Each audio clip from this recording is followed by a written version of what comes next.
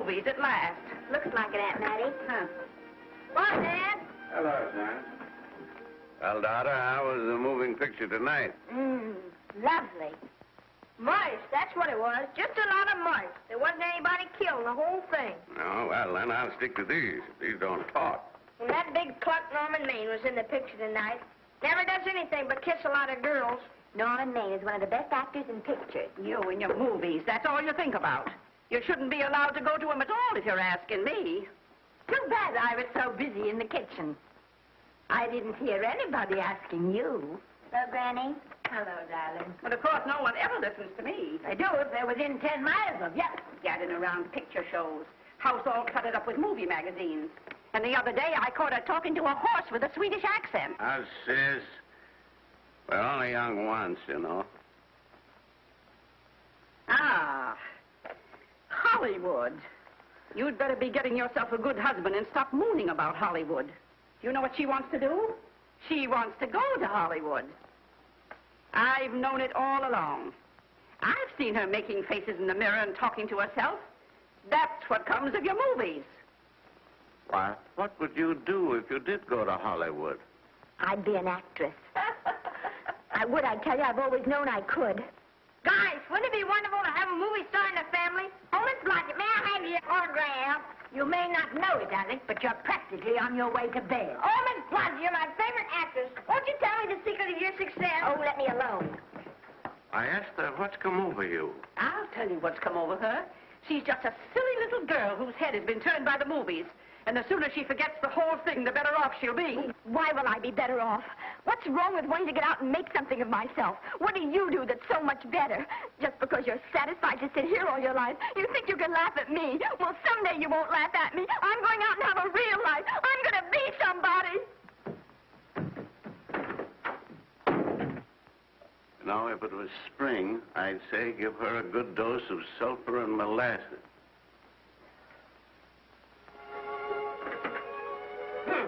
I thought I'd find you.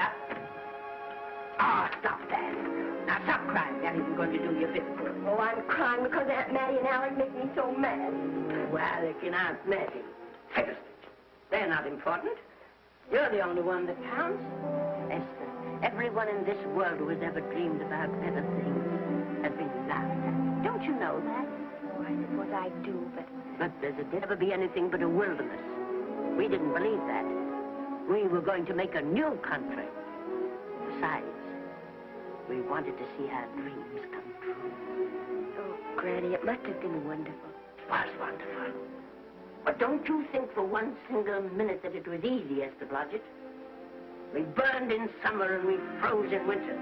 But we kept right on going and we didn't complain because we were doing what we wanted to do. Can you understand that? Yes, I can. Could you do it? Could you do it even if it broke your heart? Because remember, Esther, for every dream of yours you may come true, you'll pay the price in heartbreak. Oh, I know what I'm talking about.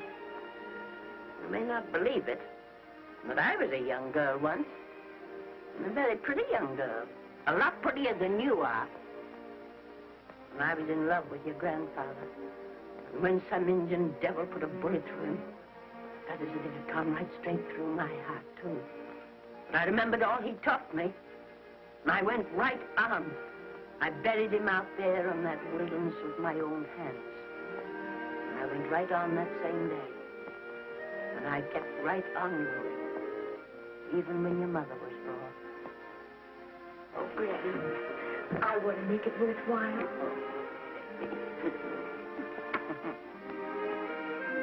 You know, Esther, there'll always be a wilderness to conquer. Maybe Hollywood's your wilderness now. From all I hear, it sounds like it. But if you've got one drop of my blood in your veins, you won't let Mattie or any of her kind break your heart. You'll go right out there and break it yourself. That's your right. Here. Oh, here. Stop that nonsense. Here. Take this and go to your Hollywood. Oh, I can't take your money. Well, why not? It's your savings. Well, I was only saving up for my funeral. Now I don't think I'm ever going to die. Oh, Granny, how can I ever thank you? By giving me your word of honor that you'll never tell a living soul where you got that money. I promise. Remember, if you do, I'll have you arrested for robbing me.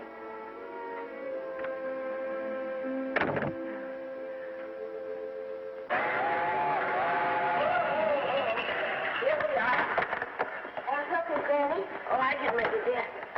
Oh, thanks. Oh, I kissed Dad goodbye. Just a little kiss. He didn't even wake up. I bet you didn't try that on your Aunt Mattie. Oh, Aunt Mattie. Think of her face when you tell her. I am thinking about it. I've waited for that chance for 30 years. Here she is, girl. Oh, thank you, cousin.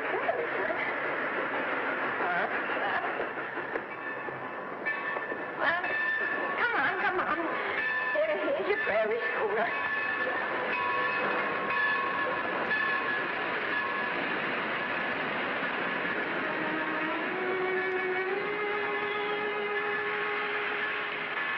All aboard.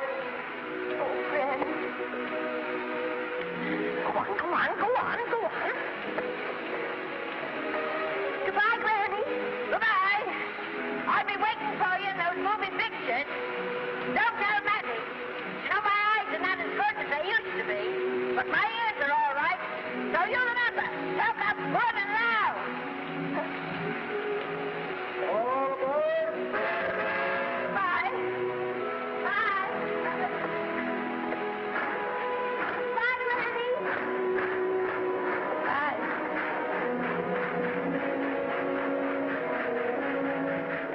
You want to go home now? I don't want to, but I will.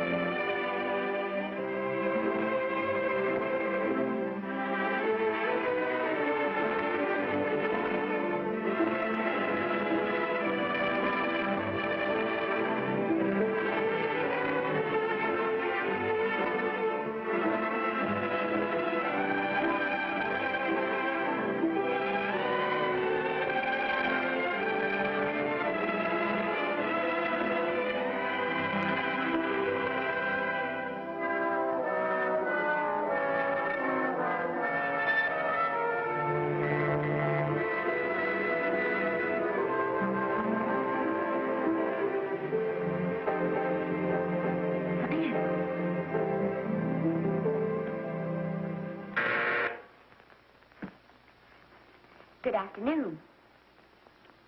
Day, week, or month? Well, it's a little hard to say. You see, I'm going into the movies. Well, you better take it for a week. It'll break your jump to Beverly Hills.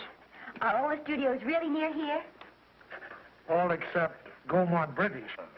I suppose the best way to get a job is to go straight to the studios, isn't it? Mm-hmm. I haven't any illusions, you know. I'm perfectly willing to begin with a little bit of a part, or even as an extra. $6, please, in advance. Oh.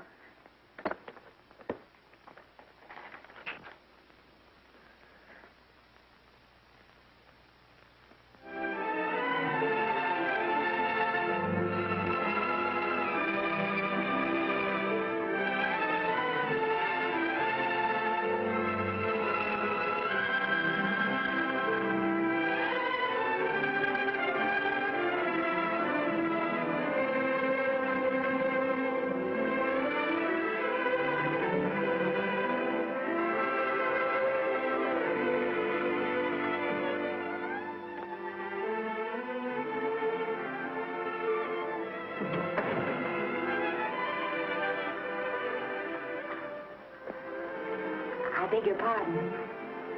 I'd like to register for extra work. How long have you been in Hollywood? Well, it's about a month now. We haven't put anyone on our books for over 2 years. Come here.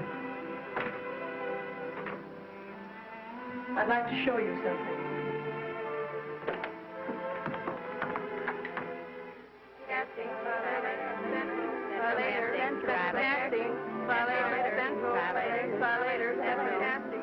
Every time you see one of those little lights flash, it's somebody asking for a job. Every time you hear them say, try later, it means there isn't any job. You can't keep the girls at the switchboard long. They go crazy. Every one of those little lights thought it was going to be a star. Still want to go in the movies?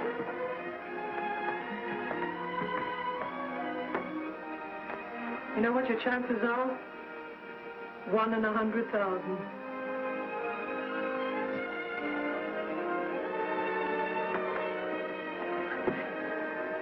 But maybe I'm that one.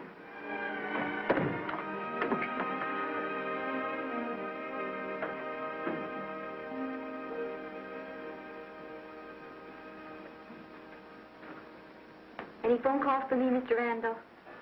Oh, no. Jesse Lasky and Sammy Goldwyn must be writing letters instead. How's the luck today? There wasn't any. Maybe you don't go at it in the right way. Now take Danny McGuire here. He knows the ropes. Don't you, Danny? Sure, I've had him around my neck for years.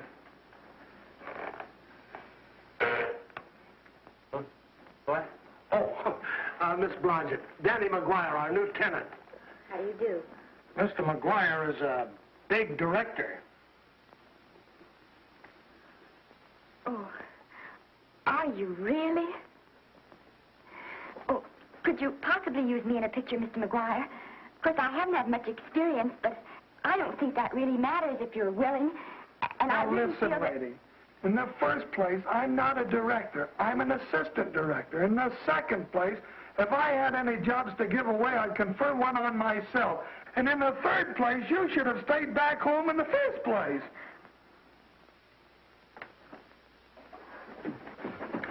Oh, now look what you've done. Hey, wait a minute. Hey, don't be that way. Don't do that. Gosh, I didn't mean to get tough, but a guy thinks he's being kidded when somebody asks him for a drink. Come on.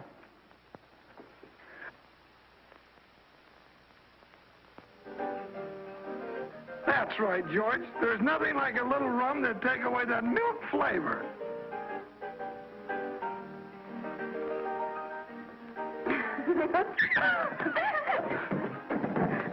I beg your pardon. Certainly.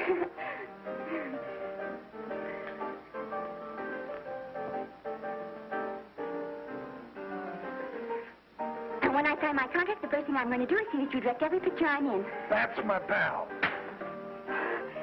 Of course, I'm going to be perfectly nice about it, but I'll just insist. Now, that's the way to talk. Don't let them lick you. Oh, I should say they can't lick me. If they try anything like that, what? I just won't sign. Now, that's right. What have you got to lose? Another one of these and we'll open our own studio.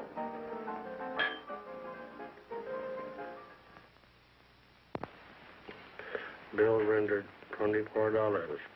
Past due. Remit without further delay. Me.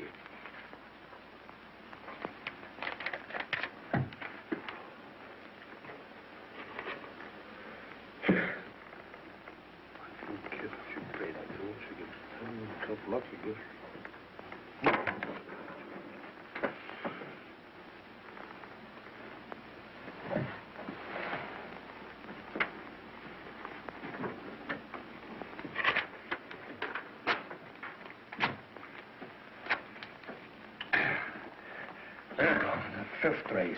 Fifth race. Try cap. Who's raising try cap?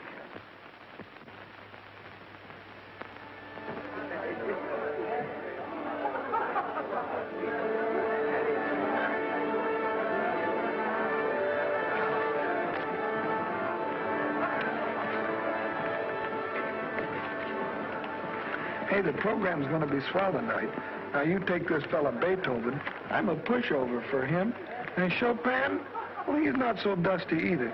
But I kind of wish that once in a while they'd play something you could sort of go out whistling, you know, like Blood on the Saddle, Blood on. Well, there's a tune. Hey, why don't you throw your hat in the air or something, can't you? This is a celebration. My job starts tomorrow. I know it does, and I think it's swell, Danny. Gee, I wish you were in on it, too. But, oh, no, it would have to be a war picture.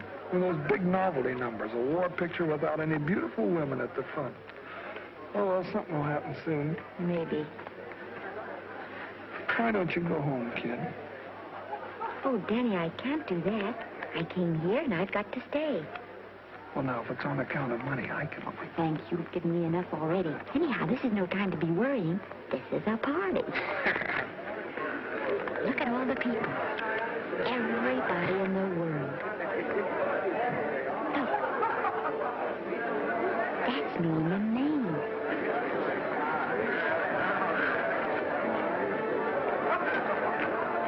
And he seems to have had that one extra cocktail.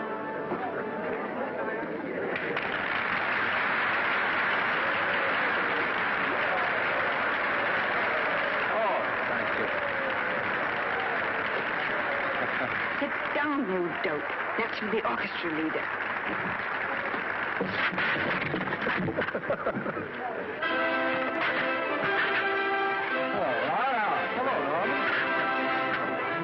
Mr. Maine. Mr. Maine, put your arm around Miss Regis. Arlo, this is a Hollywood bowl. Oh, afraid of crowds. Go on, get out of here. What's the matter? You getting too big to bother with photographers? Don't want any pictures taken now. Oh, is that so? Well, supposing I take it anyway. Well, shove that brownie number 2 of yours down your throat. Thank you, Mr. Maine.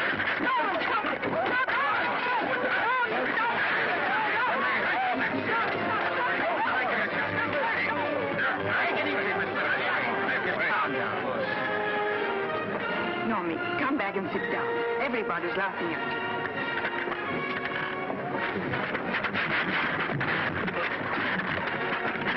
All right. Hi, Norman. Is he always like that? Well, I suppose he has to sleep sometime. Oh, and he's so wonderful on the screen.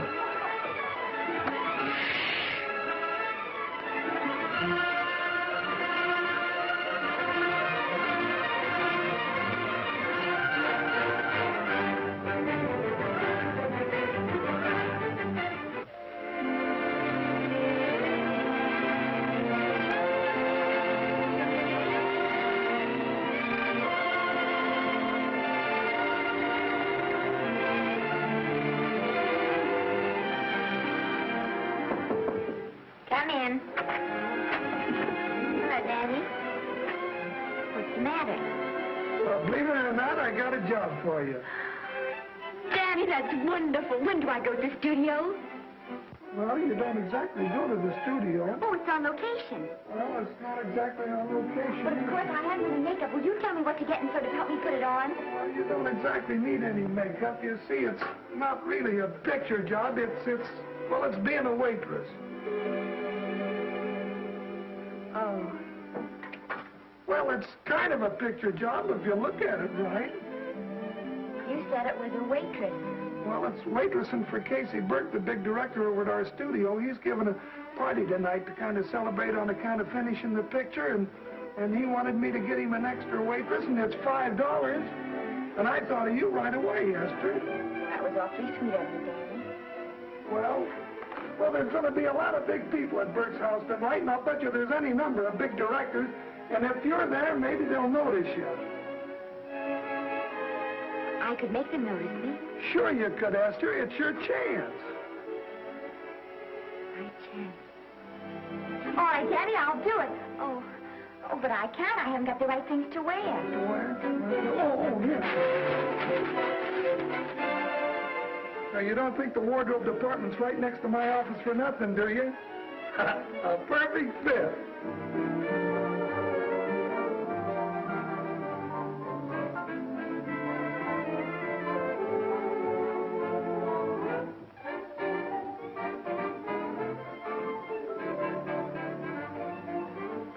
Did you get to the preview last night? I did. Would you like a little hors d'oeuvre? They are very nice. Oh, thanks. Well, what did you think of the picture? They should have saved it for Thanksgiving. What a turkey.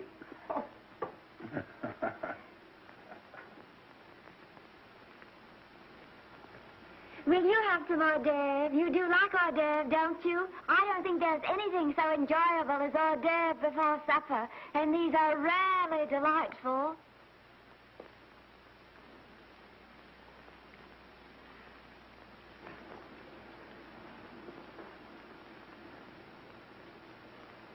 And at the finish, the kid turns around and sings a lullaby to its mother.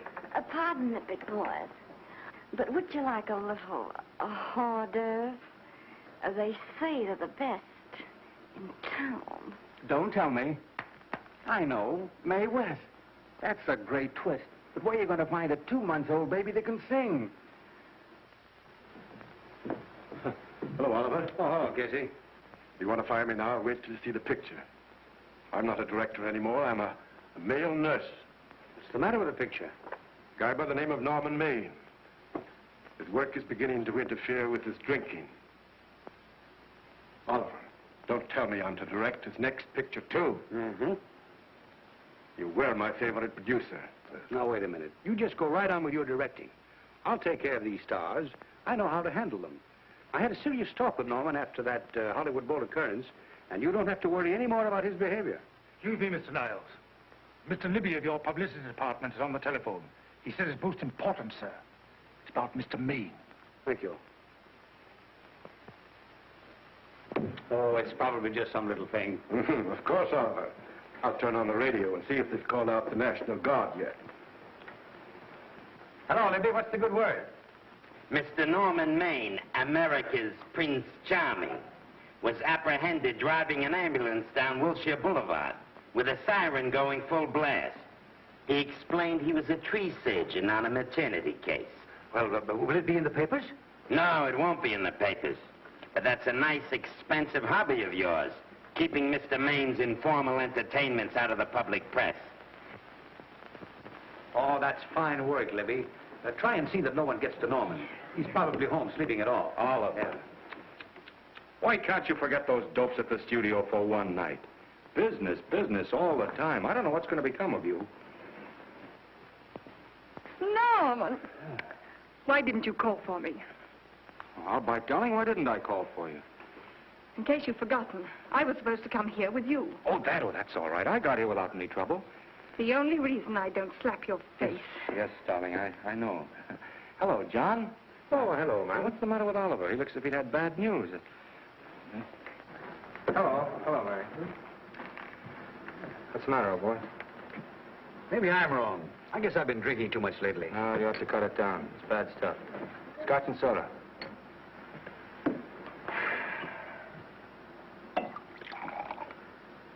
Come on. The word, you know, is pronounced when. Bad dialogue, Oliver. You'd rather not watch this. You know best. Soda. Thank you. Oh. Go ahead and say it. I've got it coming to me. Don't make it tougher on me, Norman. I don't want to stand here and preach, but take a look at my side of it. I'm trying to make pictures with you. I know. Costs are going up, and the grosses are going down. No, it isn't that. I've made lots of money with you, and I can afford to take a loss. But I hate to see you going the way of so many others. Why don't you get Lloyd's to insure you against me? You can't get insurance against a man forgetting who he is. You're a great star, Norman, but there's nobody so big that he can afford to have people refuse to work with him. Who doesn't want to work with me? You... Quiet. Listen, I know plenty of people who do. Yes, and so do I. But your real friends can't stand seeing you start to fall apart. What do you mean by that?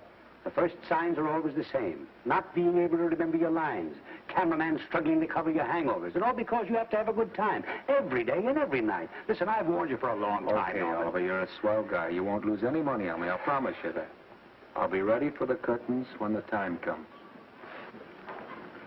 When it does, here's my epitaph. And now I think I'll have a little drink. Scotch and soda.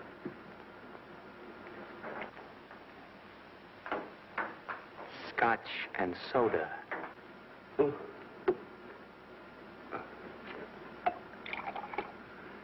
Come on.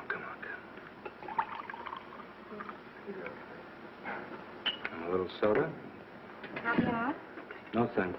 Yes, pardon me. Ah, lovely. No, I mean the caviar. Mm-hmm. No, don't go away. I'm starving. Really. Which would you take? I don't know. You know? I don't know either. It's hard to choose. I think I'll take caviar. Mr. Maine doesn't care for any more. Do you know me? No. Well, Normie doesn't care for any more. I think I shall get very drunk indeed.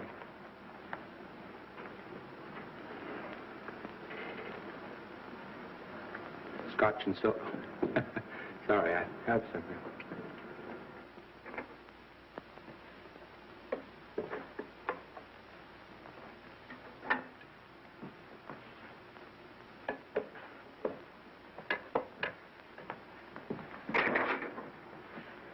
Oh. Mind if I help?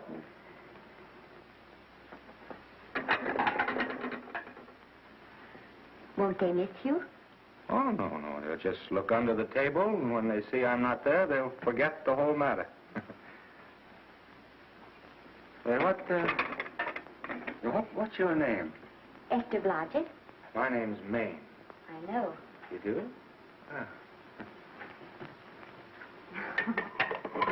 What's so funny? I was just thinking about all your fans and how surprised they'd be to see you here helping me put plates away. Oh, they don't know my finer side. You'd be pretty envious of me, meeting you this way in person. Oh, you do? Well, tell me, are you disappointed? Yes. Oh, now you've done it. Oh, never mind that. That makes the room look lived in. Tell me, why are you disappointed? I was sitting behind you at the Hollywood Bowl the night you didn't want to be photographed. Yeah. I'm told I crept into many a heart that night. Oh, I can never explain this. You know, you have very pretty hair. You better get out of here. And a sensitive mouth. And a charming little Precisely why are you here instead of with the rest of the guests? I'm just trying to be helpful. I see. Are you sure there's no other attraction? Well, it might be that my old mania for putting plates away is coming back on me. It's rather odd. I always know where I can find you if there's a pretty girl around. It's not only odd, it's embarrassing. You're being deliberately insulting, Norman. I put up with this for long enough. Dear, don't lose your temper. Remember, we must try to keep the voice low.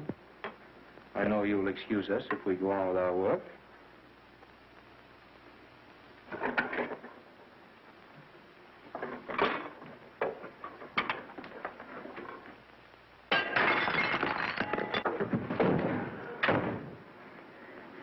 Now see what you've done.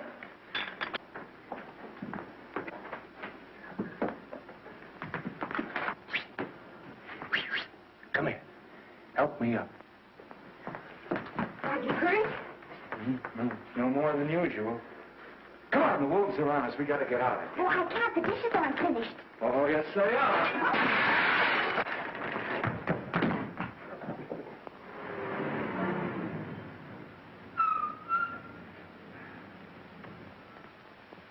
Well, I bet I know what you're going to say now. What? Good night. Good night, and thanks. Hey, wait a minute. Hey, you realize that all I found out about you is that you're foolish enough to want to go into pictures? But why is it foolish? Look at you. Yeah, that's what I mean. No, I'd rather like to go into this matter a little more thoroughly. Oh, that's awfully nice of you. Why don't we go on up to my place and talk it over? Oh, no, thank you very much, but I really must say good night. Good night. But You're not angry. No, no. I'm hungry. Well, why don't you go and get something to eat? Good night, Miss Blodgett. Good night, Mr. Maine. Wait a minute. Peter, the least I can do is to see you to your door. Will I see you again? I hope so. Has anyone ever told you that you're lovely? Well, now you know. Thank you.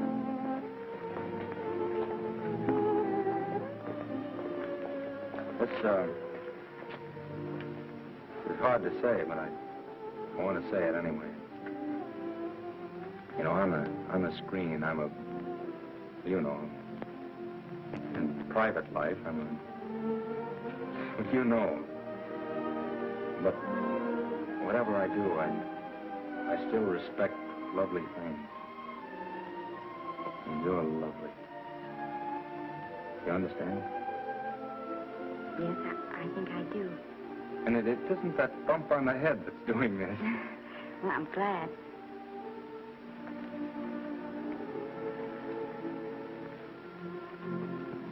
Good night. Good night.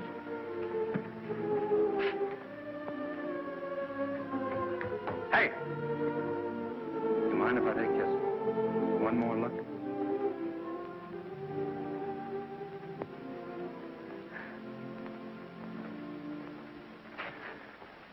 Go away. Quite impossible. I wouldn't even consider it. No, no, no.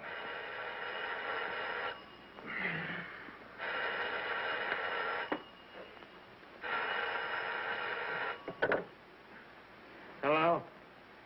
Who is it? Who? Norman? What have you done now?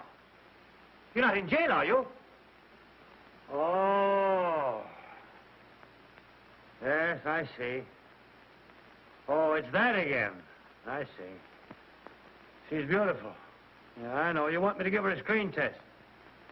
Yeah, certainly. She's got wonderful possibilities.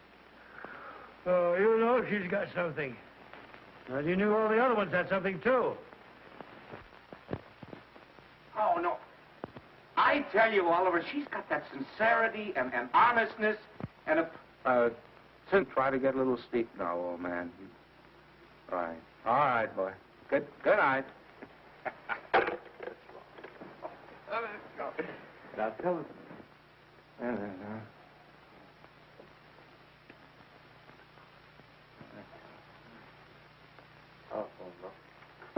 Telephone book.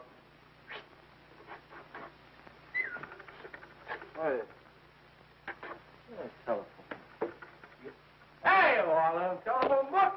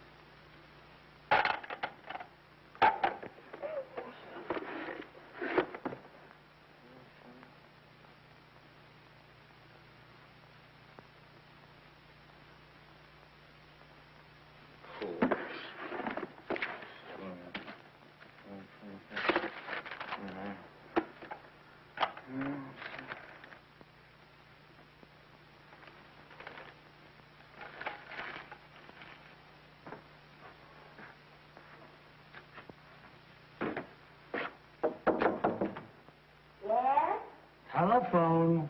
For me? Some drunk trying to be funny says he's Norman Maine. Oh, thanks. I'll be right down. And Miss Blodgett, would you give him a message for me? Tell them it's 3 o'clock in the morning!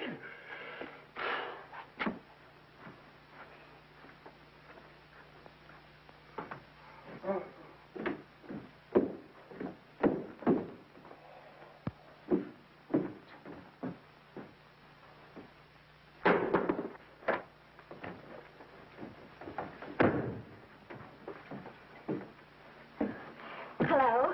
What? Oh. Oh. Oh. Oh, yes, yes. I'll be there. Oh, thank you.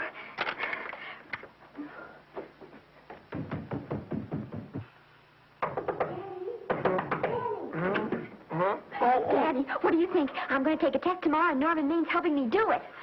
I'm taking one, too. Garble's assisting me.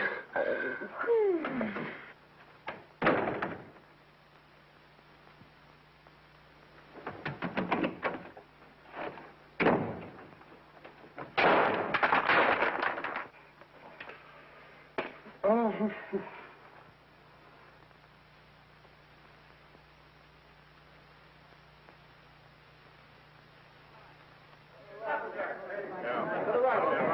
Move that gobo in.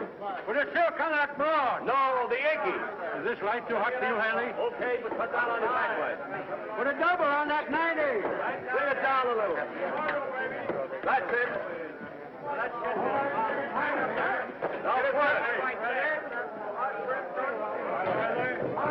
pull down on that 150. Ready to take it. Get pulled down on that 150. Okay.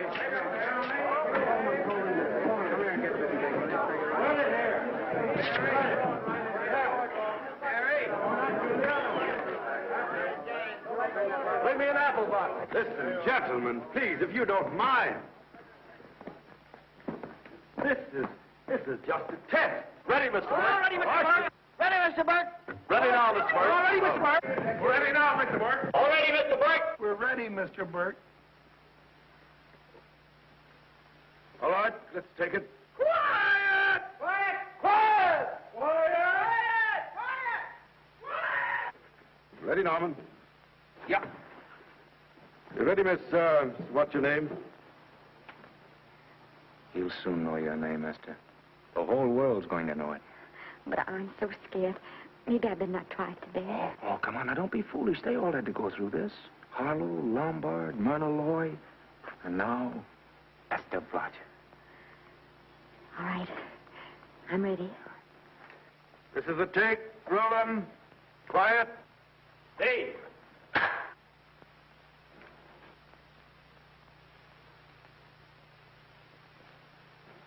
I may as well tell you that my whole organization thinks I've gone a little nuts to sign you. Well, maybe they're right. I've been nuts before. You see, all the experts seem to think that your type is a little mild for present-day taste. But I rather believe that tastes change, like eyebrows. And I think that also, like eyebrows, tastes are going back to the natural. You look like a nice girl. I think I'm going to like you. That's not important. I think the public will like you. That is important. Oh, yes. I see what you mean. I mean, I know it is. Only don't think it's going to be easy. Nothing you really want is ever given away free. You have to pay for it. And usually with your heart. Someone else told me that once.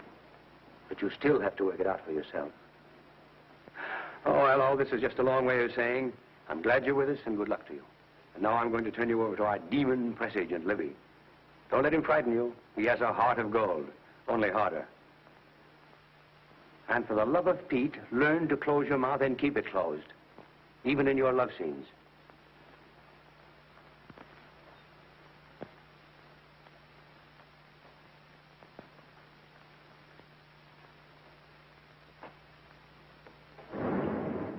Are you a Russian?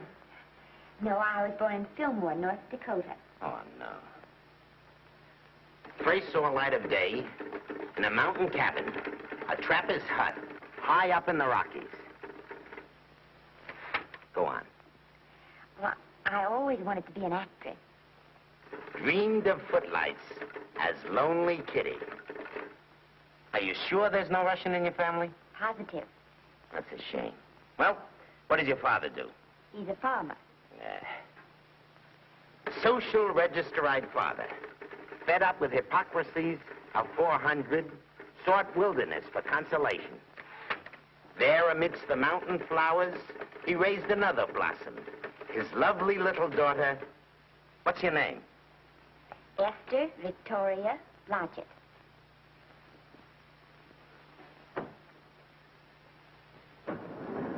Greatly appreciating your attention in this matter, very truly. Do you know what her name is? Esther Victoria Blodgett. Hey, we'll have to do something about that right away. Esther Victoria Blodgett. Well, that Blodgett's definitely out. Let's see, Esther Victoria, Vicky. How about Vicky? Oh, I think that's terribly cute. Let's see, Vicky. Vicky what? Vicky, pronounced Vicky. See, Esther, Bester, Sester, Dester, Fester. Oh, that's very pretty. Jester, Hester, Dester, Lester. Vicky Lester. Oh, I like that. Say it. Vicky Lester. Say it again. Vicky Lester. Say it again. Vicky Lester. Say it. Vicky Lester. Say Vicky Lester. Vicky Lester. Vicky Lester. Vicky Lester. Vicky Lester. Flash. Oliver Nile Studio discovers new starlet, a Cinderella of the Rockies. Her name is Vicky Lester. Those who have peeked tell me she couldn't be more divoon. The face of an angel and such natural talents. Her voice is a symphony. Her very walk, they tell me, is enough to drive men mad. Not that way. Get the lead out of your feet. Lift them up.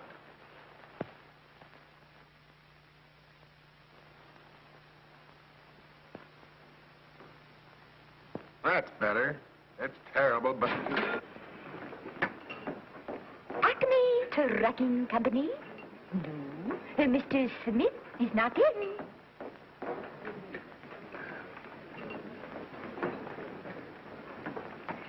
Acme Trucking Company. No. Mr. Smith is not in.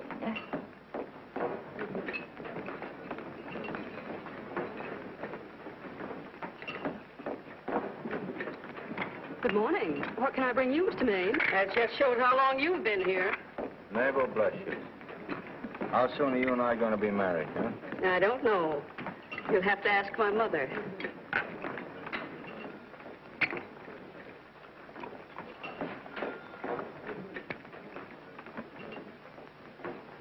Acme Trucking Company? No, Mr. Smythe is not in. Acme Trucking Company? No, Mr. Smith is not in. Acme? No, Smith ain't in.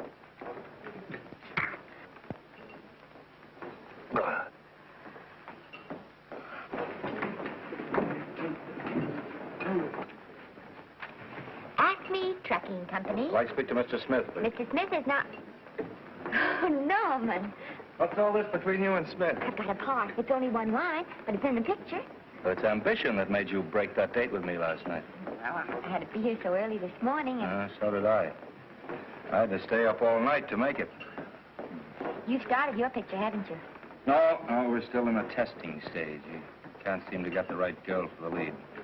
Gee, you think with all the girls there are that... Yeah, no, but this one's got to be different. She's got to be little and cute and sweet and intelligent.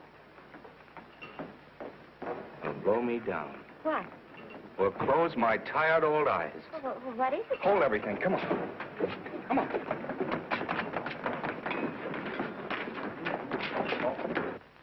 Well, you've been through the whole casting directory. I work day and night, Mr. Niles. And I'll work with her, Oliver. And I can be mean or nasty or anything you want, Mr. Niles. If she clicks, Oliver, you've got a star overnight. Okay.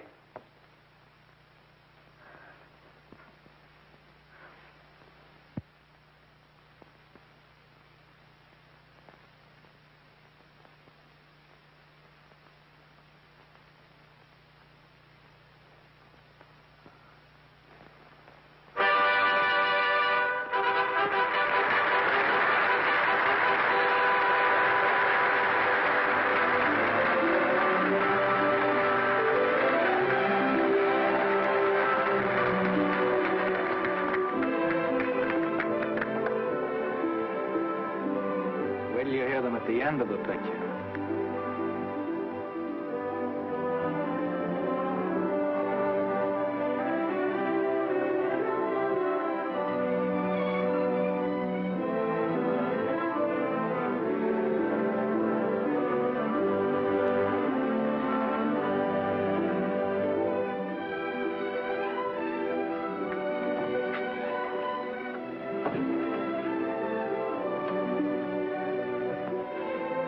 Do you think we were noticed? By no one. They're much too busy playing at croquet.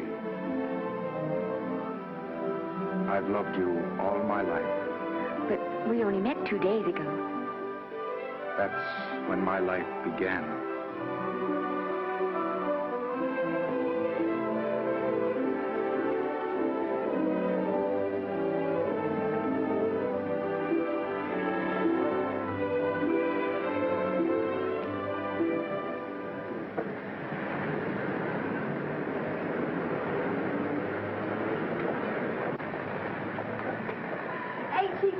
You know, I think she's the same type I am, don't you? I think she's sweet. Well, it's Vicky Lester's picture, all right. I think she was much better than he was. These producers are so horribly down. They won't know how good she is. Well, maybe it's because she's a good girl. No, Maine's not so bad, but it's Vicky Lester they'll go to see. Vicky, darling, I think she's the most precious little thing I've ever seen. The knockout, Libby. You might mention that when you write your review. That Lester kid's a gold mine. Didn't you like Norman Maine? Was he in it? Libby, I'm afraid we have another hit. Huh? It's in the bag, neatly tied up with beautiful pink ribbons. Say, where are Norman and Vicky? I don't know. I thought you had them. I wish they'd come. We're having a party at the Trocadero. Isn't it thrilling running away from people? Norman, it's so exciting, So new. A star is born.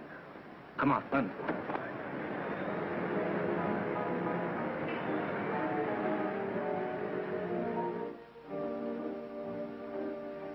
It's wonderful, isn't it? Crazy quilt. Oh. It's a carpet that's spread for you. It's all yours from now on, you know. Come, mister. You're a success. You have everything in the world you want. I hope it'll make you happy. Hasn't it you? Then there was one thing I never had. Lots of times I told myself I'd found it, but I always knew I was lying. Still, I never stopped looking for it. Maybe it'll come. Well, I think it has come, mister.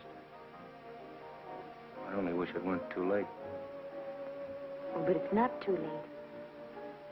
No, you can't throw away your life the way I've thrown away mine and have anything left that's good enough. No. You can.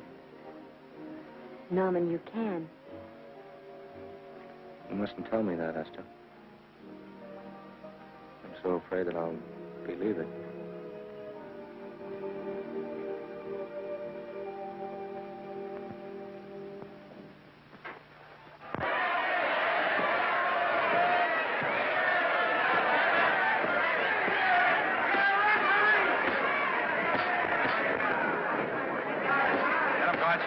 Shoot your right. Swell, isn't it? Lovely. What spot you get? Can't you hear me, Gotcha? Shoot your right!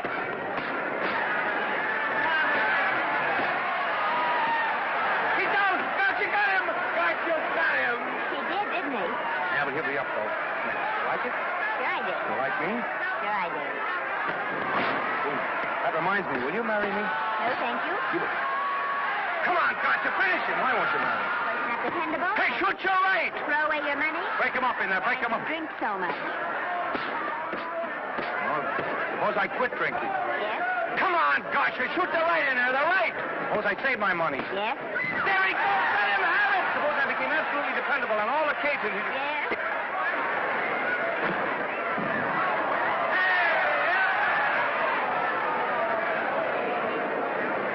Hey, Gotcha, he got him! He got him! He certainly did.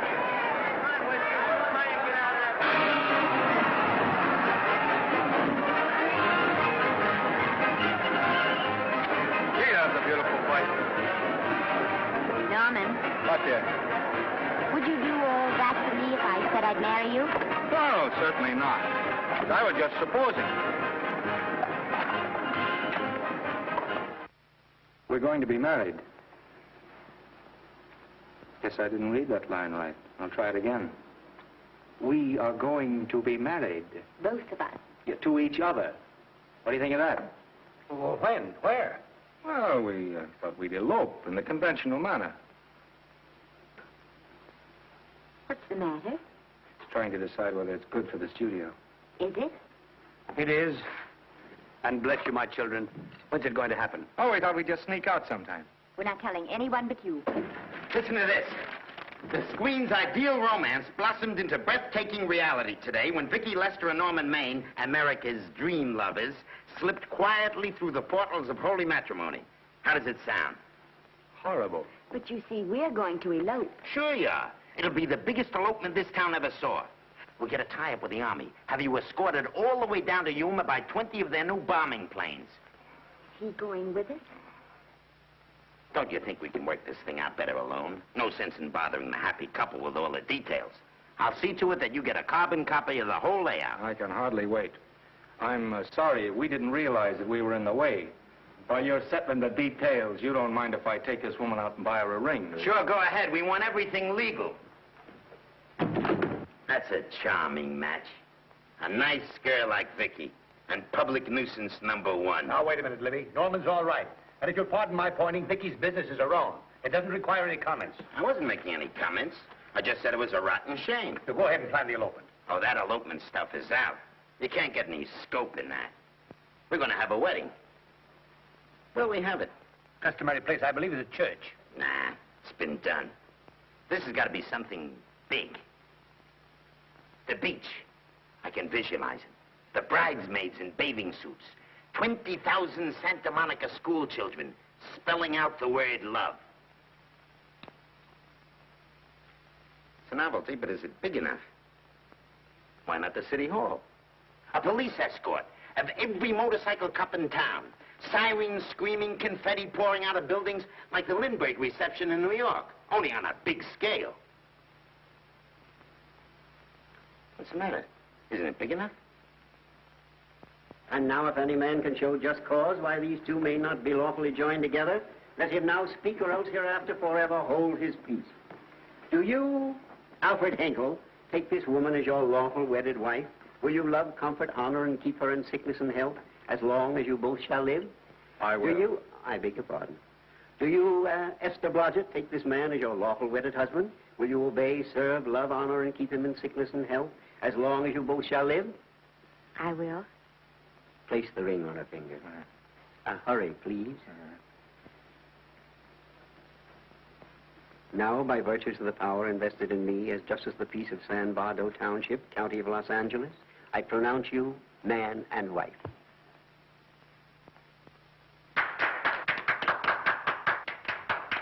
Quiet! And now I must exercise my prerogative of office. I hope you'll be very happy, Mrs. Hinkle. Thank you. Thank you, sir. Oh, Thank Danny. you very much. Now, if you'll please sign the license. Oh, yeah. You know, Mrs. Hinkle, I can't help but believe I've seen you somewhere before. Oh, really? Well, I believe this is the first time I've ever been in San Vardo. You know, your face is familiar, too, Really? Mr. Hinkle. There you are, sir. Thank you very much. Oh, Here's your thank you, receipt. sir. Thank you. Goodbye. Goodbye. See you again. Yes, goodbye. No, I don't. Let me not see. No. Yeah, I think you got by with it. But it was close. That JP was just beginning to remember where he'd seen it. Well, anyway, we got away from Libby. Hello, Toots. If you will be kind enough to glance between my shoulder blades, Mr. and Mrs. Henkel, you will find there a knife buried to the hilt. On the handle are your initials. Lovely to have seen you, Libby. Hold him, wait. hold him, Danny.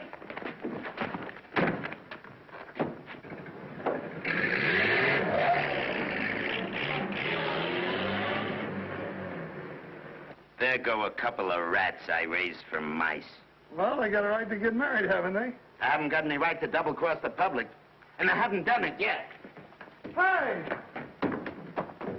People versus Porky Washington. We're charged with violating Section 600. Young man, you're in contempt of court. Operator, get me the Los Angeles Tribune. I've a good mind to put you under arrest. Wait till I make the score. You wait, too. Tribune, give me the city desk. Johnny, this is Matt Libby. I got a flash for you. Norman Maine and Vicky Lester were married at 2:30 this afternoon. Vicky Lester? Court recess.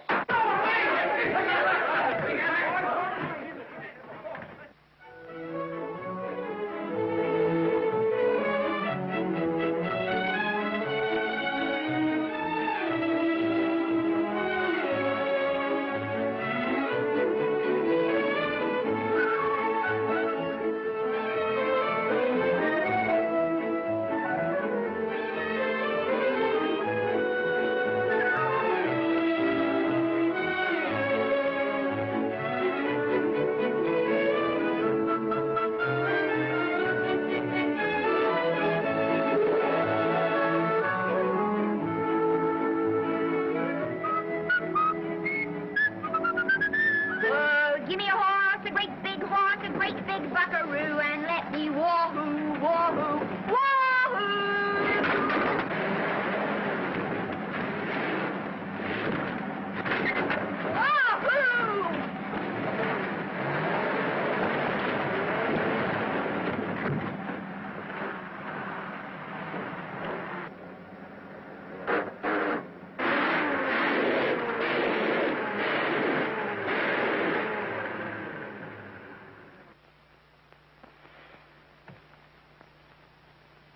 Wahoo. Wahoo. I don't want to sound immodest, but I think I've stripped a gear. Well, sit down, won't you, and let's get acquainted. We'll probably be seeing quite a bit of each other from now on. No. Might just as well break the ice now as later.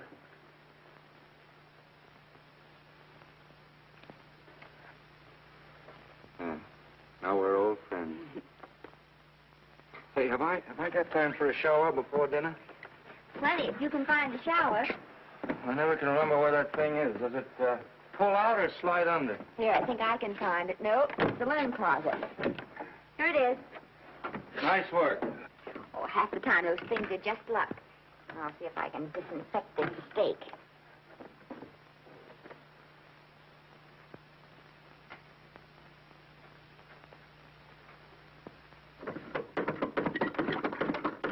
Yeah, Esther, there's no soap. Here. Thank you.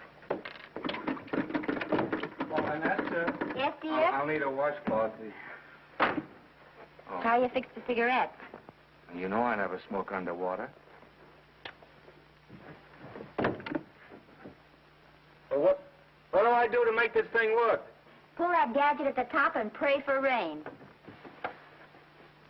Well, I can't reach it. I can't get my hands up. If you've gone in there with your arms down, you'll never get your bath. Unless you're a contortionist. Yeah, well, I'm not a contortionist, and don't throw that up to me now. You knew it when you married me. Will you close this door, please?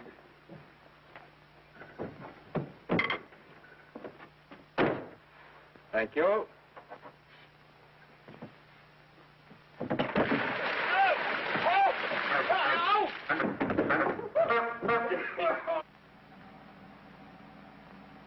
Norman! Norman, here comes the car. You got it. Huh? Here, quick! Quick what? Quick, go out and stop them and ask for help. Oh, I'll catch cold. Oh, you'll get warm again. Yeah. Don't, dear. They'll recognize me. Now, if you keep your face down, go on. There may not be another car for a week. What? Howdy, partner. Howdy. Stuck? Yeah, how'd you guess it? Can you get us some help? Well, I reckon not. You know, it's a long way to town. We're pretty busy down at the place. Well, I got to get out of here. I've got my wife with me. Don't you like the country? No, and we're short of food. There's a lot of game in them woods. You know, well, my wife can't shoot. Well, you're sure up against it. Sorry I can't do anything for you. Well, wait, listen, I'll be frank with you. I'm Norman Maine. Who? Norman Maine. Well, my name is Judd Baker. Glad to have met you. Well, so long. Hey, wait a minute. Listen, you don't... So you're Norman Maine.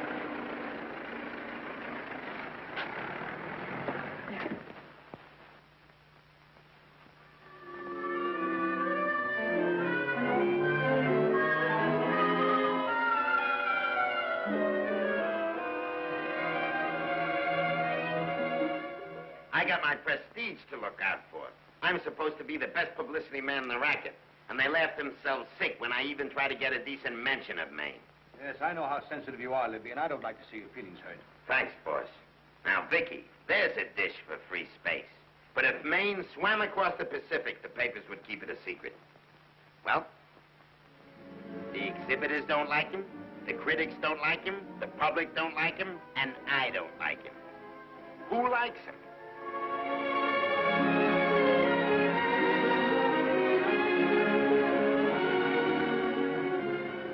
Oh, but darling, this is almost too much of a surprise.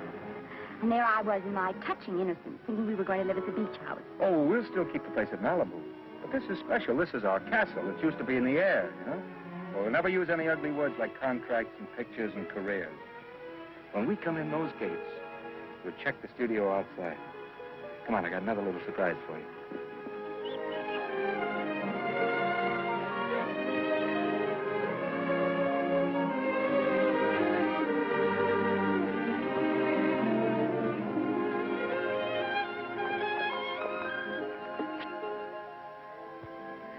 Oh, Norman, it's lovely. So are you lovely. The whole world's lovely. Hey, hold it!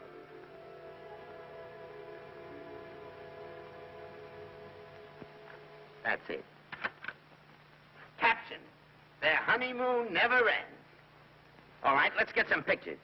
Now, if the bride will sit here and the groom stand behind her, we'll have something unique.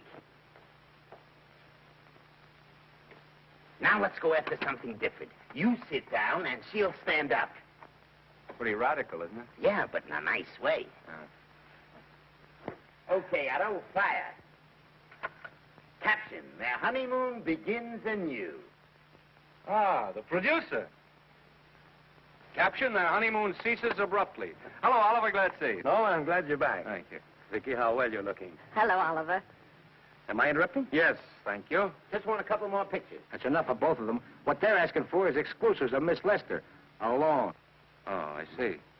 Well, come on, Oliver. Let you and me get exclusive. See you later, Vicky. Well, don't worry, Otto. My camera-smashing days are over. They ain't your only days that are over. Oh, hold that, Miss Lester. Gorgeous.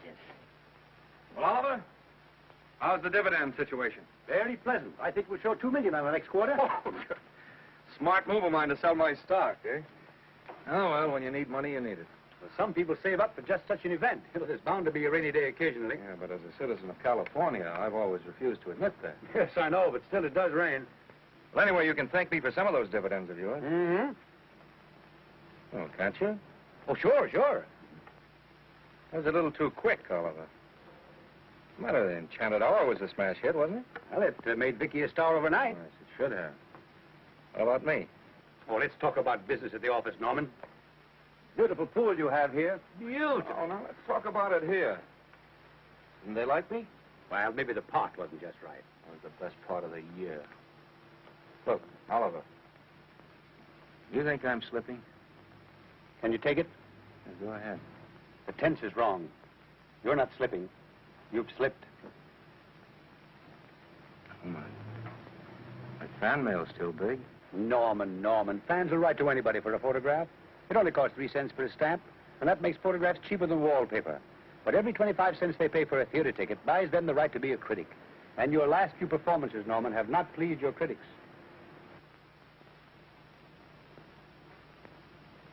You remember I told you I'd be ready for the curtains when the time came? Here it is.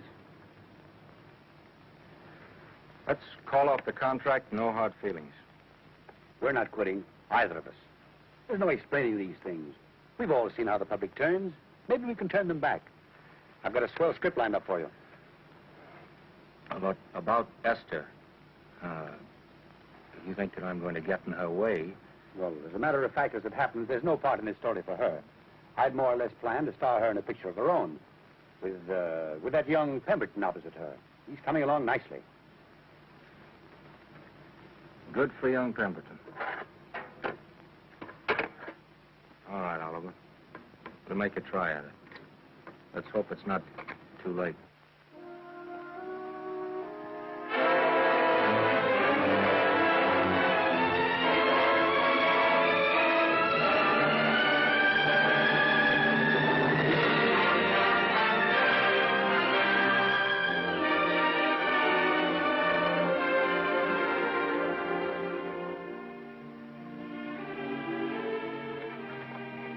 argument. I'll buy those. Huh. The screen's most finished actor. I'll say he's finished. He keeps them away in droves.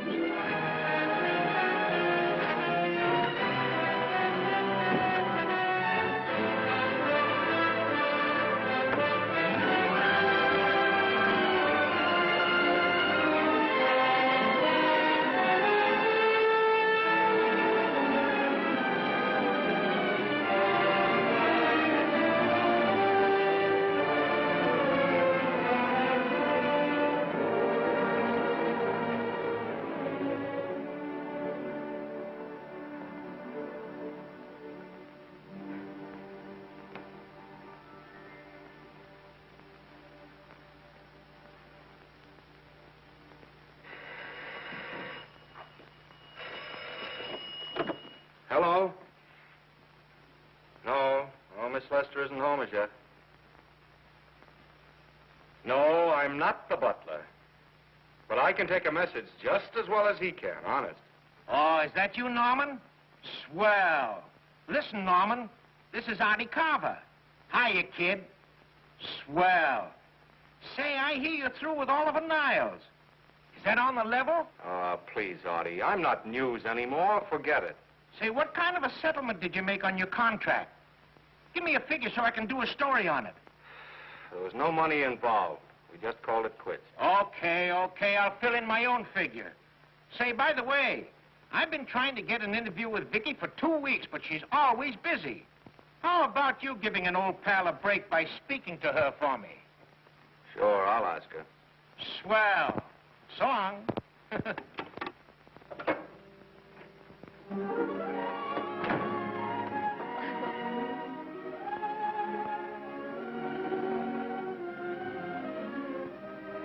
I didn't mean to be late, darling, but Casey wanted... All right. You're here now. What's new today? Nothing. Haven't been out of the house. Let's go somewhere tonight. No. You're tired. We'll stay in. I'm not tired, really. Oh, yes, you are. You've got a hard day ahead of you. Anyway, I see so little of you, I'd like to have you to myself. Oh, but it's a servant's night out. We haven't any. Yes, we have. I fixed a little snack with my own lily white hands. I'm learning to cook in my spare time. Then I think I'll marry you. I get it. You want to make an honest cook of me, huh? Comes in on wheels in this joint.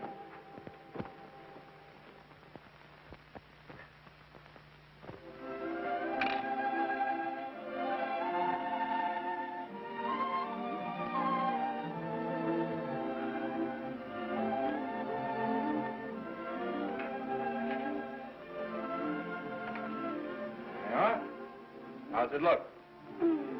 Wonderful. Huh? That's what I thought. Now then, don't be formal, just pitch in. Yeah?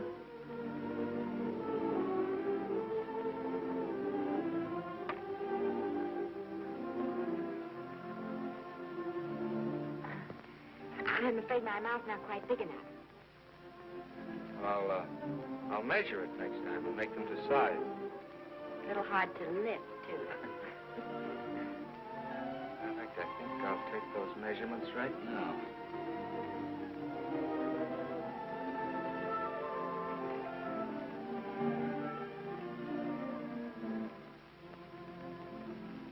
That's what I wait for. All day. That's why I rush home without even changing my costume.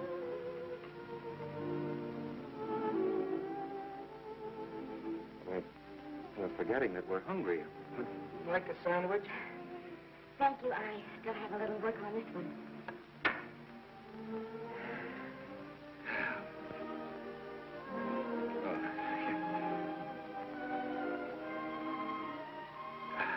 Norman, will you unhook my dress? I can't breathe. Hmm? You know, all the time I thought it was the kiss that made you breathless. A lot of hooks, huh? Uh-huh. Why don't you have a zipper? That's a good idea. You got it? Yes.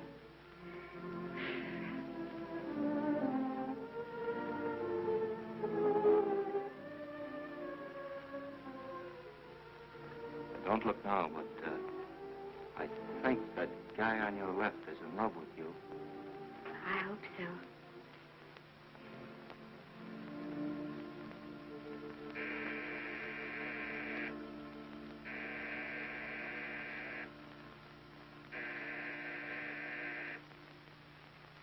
It's the doorbell. Is it? Maybe they'll go away. Oh, I never do at a time like this. Come here. Just a minute, dear. I'll be right back.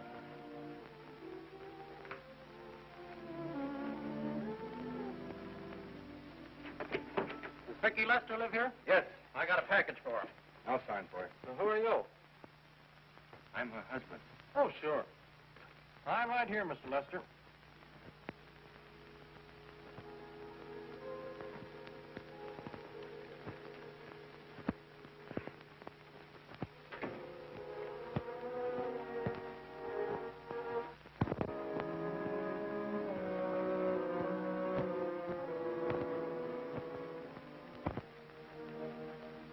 Package for you.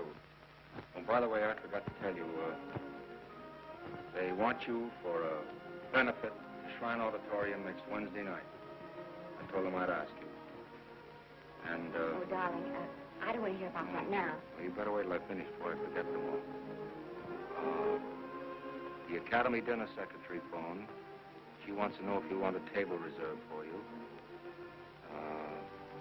Oh, yes, Artie Carver called and asked if I'd use my influence with you to get him an interview. I told him I'd try. That was all, I think. Oh, Norman, let's don't talk about those things now. We're forgetting the wonderful food you prepared. Well, I'm not very hungry now. I think I'll fix me a little drink. Norman.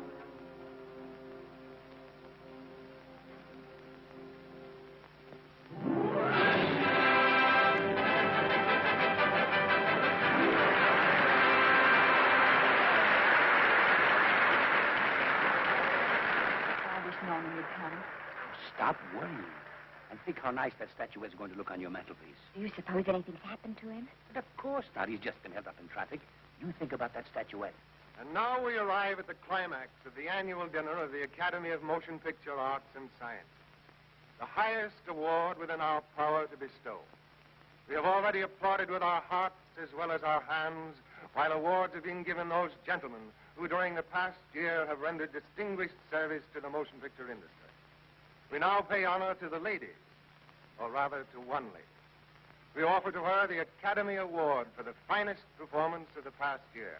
She has already had the world's acclaim, but this is the tribute of her fellow workers, the men and women of this industry. It is not only my pleasure, but my privilege to present this award to the actress who created the unforgettable Anna in Dream Without End, Miss Vicky Lester.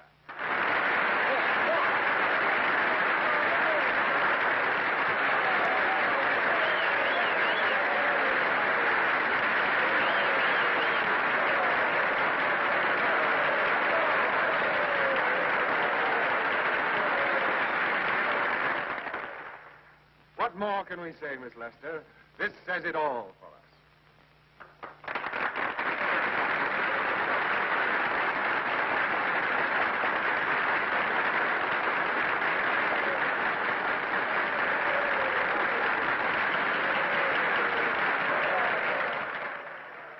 Ladies and gentlemen, when something like this happens to you, and you try to tell how you feel about it, you find that out of all the words in the world, there are only two that really mean anything. Thank you. All I can do is to say them to you from my heart. All I can do is to keep on saying them. Hey, that's fine. All the thing. That's a very pretty speech, my dear. Very pretty. You said the right thing. I want to be the very first one to congratulate you on that valuable little piece of bric-a-brac. Now I want to make a speech. Gentlemen of the Academy and fellow suckers, I got one of those once for a best performance. They don't mean a thing. People get them every year. What I want's a special award, something nobody else can get. I want a statue for the worst performance of the year. In fact, I want 3 statues for the 3 worst performances of the year, because I've earned them. And every single one of you that saw those last masterpieces of mine knows that I've earned them. Libby, start the music. What I'm here to find out is, do I get them or do I get them? Now answer yes or no.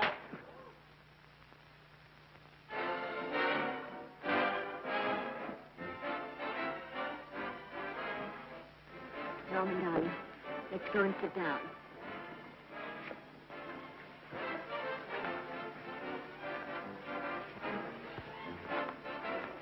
Come on, Norman, sit to that. That's for you, Norman. Hello, Norman.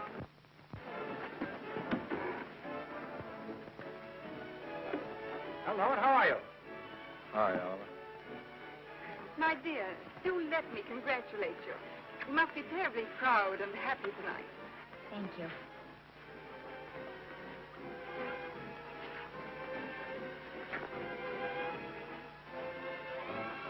Somebody give me a drink.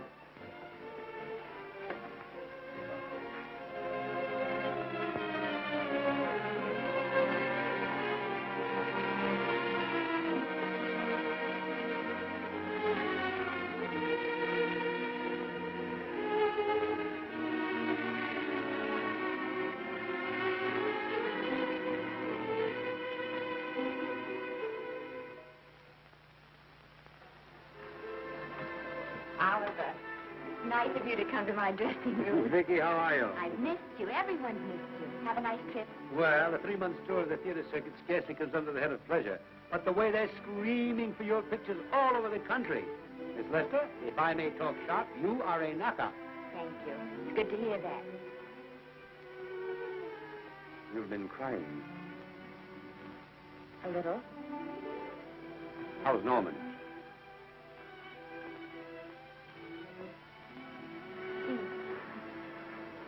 Well, he's trying awfully hard, Oliver. Letting Norman leave this studio was the hardest thing I ever did.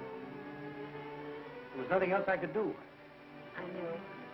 Has he been... Is he all right? He's gone to a sanitarium. He really wants to stop drinking. And I think he could only... Well, perhaps if he could start working again, there would be some encouragement. Oh, Oliver, could you do that? Oh, thank you. But he mustn't ever know I told you. He won't know, and you mustn't worry.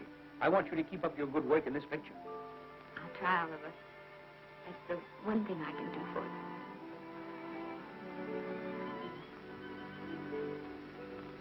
you. If you'll just sit here, Mr. Niles, I'll have Mr. Maine brought down. Thank you.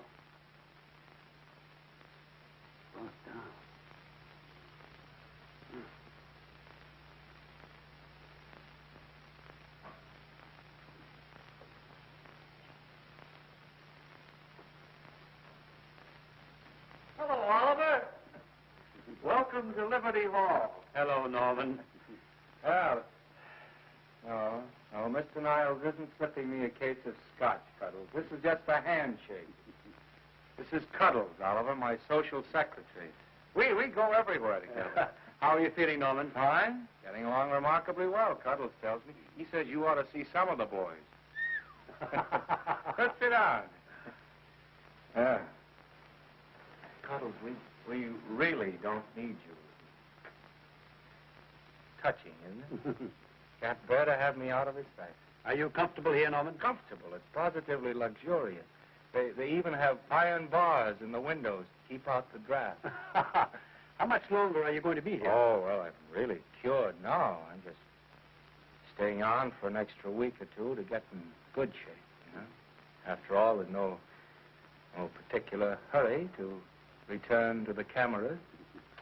That's what I wanted to talk to you about. I've got a script with a fine part for you in it. Gee, Oliver, that's great. That's great.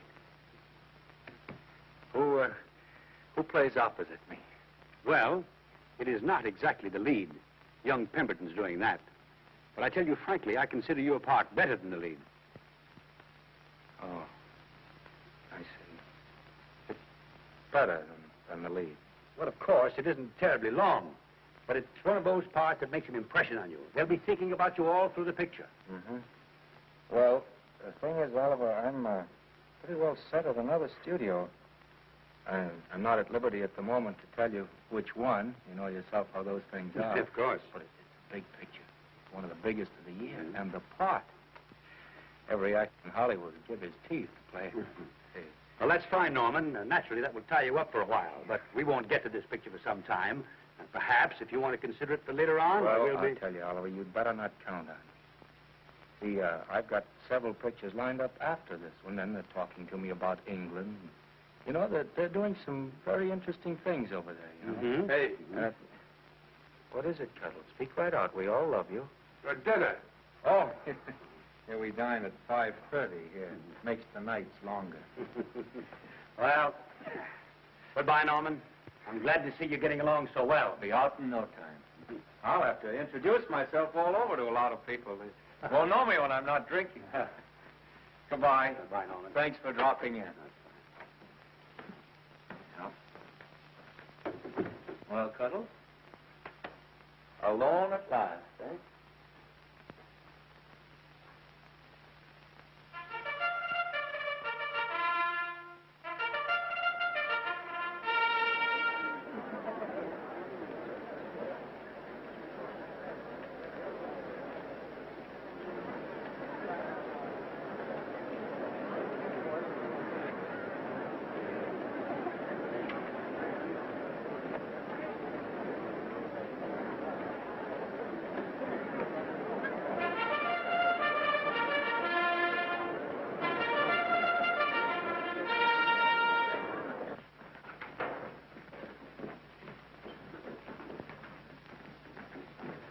Bert? Sam? How are you, Marion? Oh, hello. Hello. Hello, Normie. Glad to see you. How I hate to run into these has-beens. They give me the creeps. Me too. He was good while he had it. And he had it quite a while. Hello? Hello, Mr. Maine. I haven't seen you in a long time. Oh, I've been resting. Ginger ale, please. Ginger ale and what? Ginger ale and ginger ale. A new leaf? A whole new book. Thank you.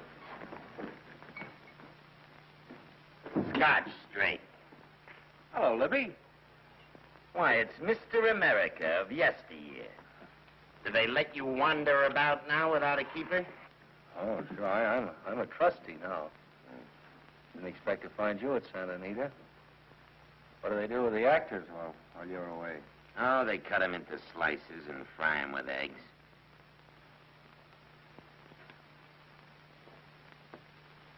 I suppose you'll be here all the time, now that you've retired from the hurly-burly of the silver screen. Well, we're living down in Malibu now and pretty lonesome with Esther away working all day. Well, I wouldn't squawk about that if I were you. It's nice to have somebody in the family making a living. Oh, wait a minute, Louis. I don't want to forget that we're friends. Friends, my eye. Say, listen, I got you out of jams because I had to. It was my job, not because I was your friend. I don't like you, and I never have liked you. Nothing made me happier than to see all those cute little pranks of yours finally catch up with you and land you on your celebrated face. Pretty work, Libby. Always wait till they're down, then kick 'em. I don't feel sorry for you. You fixed yourself nice and comfortable. You can live off your wife now. She'll buy you drinks and put up with you even though nobody else will. Wait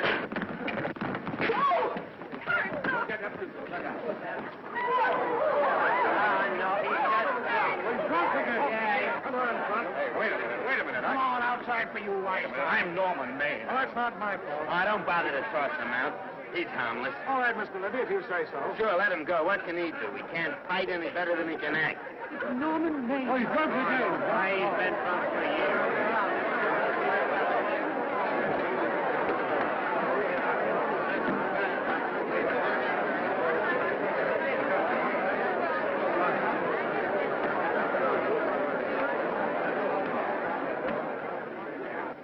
Scotch. Double.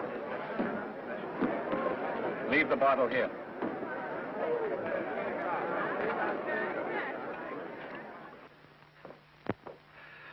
Vicky, you'll be ill. Why don't you try to get a little sleep? But he's been gone 4 days. 4 days and not a word.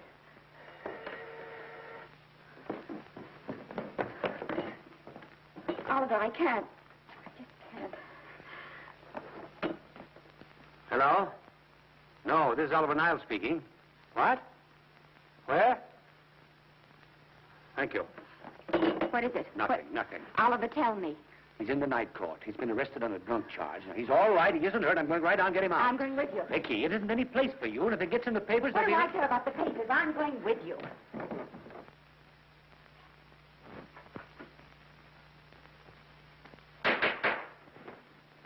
Division 30, Municipal Court, County Los Angeles, now in session. The Honorable Judge J. Parrish presiding. Be seated, please.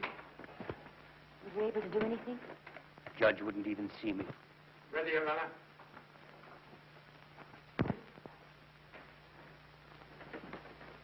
I want to advise you that you're entitled to be represented by counsel, to be confronted by the witnesses that may testify against you, to compel witnesses to attend on your behalf to a public and speedy trial by the court or by a jury, and the right to be admitted to bail. Call the first five. Gregory, Hale, Kane, Rodriguez, Johnson. Come on, boys, get over here. Go ahead. Move along. William Gregory. Yes. Rain drunk, picked up at 5th in town. Asleep in the gutter. 14 similar offenses in the past 6 months. Still at it, Gregory. How do you plead? I don't feel so good. I didn't ask you how you feel. I asked you how you plead. Guilty, I guess.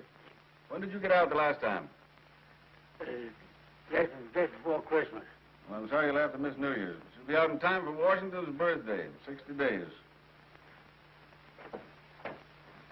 Milton Rails. Plain drunk. Picked up on Brooklyn Avenue. Given treatment at receiving hospital, then removed to jail. How old are you, Rails? 17, sir. Did you take a good look at those men in the cell with you last night? Yes, sir. And have you taken a good look at yourself this morning? No, sir. Well, I suggest that you do. $5 or 2 days. Sentence suspended. Oh, Judge. Alfred Henkel, more commonly known as Norman Maine. Drunk and disorderly. Cracked car into tree at Sunset and Coronado. Evidently been drinking for days. Resisted arrest and injured one of the arresting officers. How do you plead? Guilty. You're Norman Maine, the actor, aren't you? You've come pretty low, haven't you? There isn't a man here who's had the advantages you've had. Look what you've done with them. You're nothing but an irresponsible drunk, driving about the streets with the power to inflict death or injury on innocent people. I think we'd better deny you that power for a while. 90 days in the city jail. Please wait.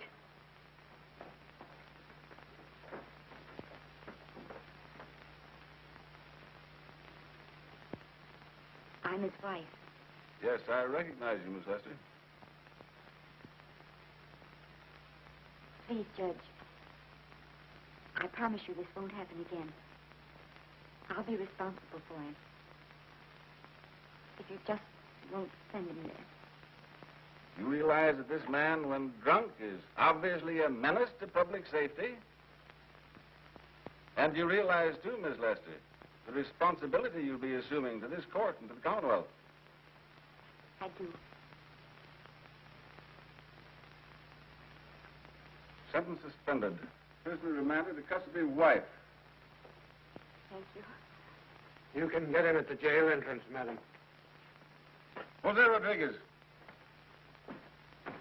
Plain drunk. Picked up at 1st and Main. Second offense. How do you plead? I think I'm guilty, Your Honor. 60 days.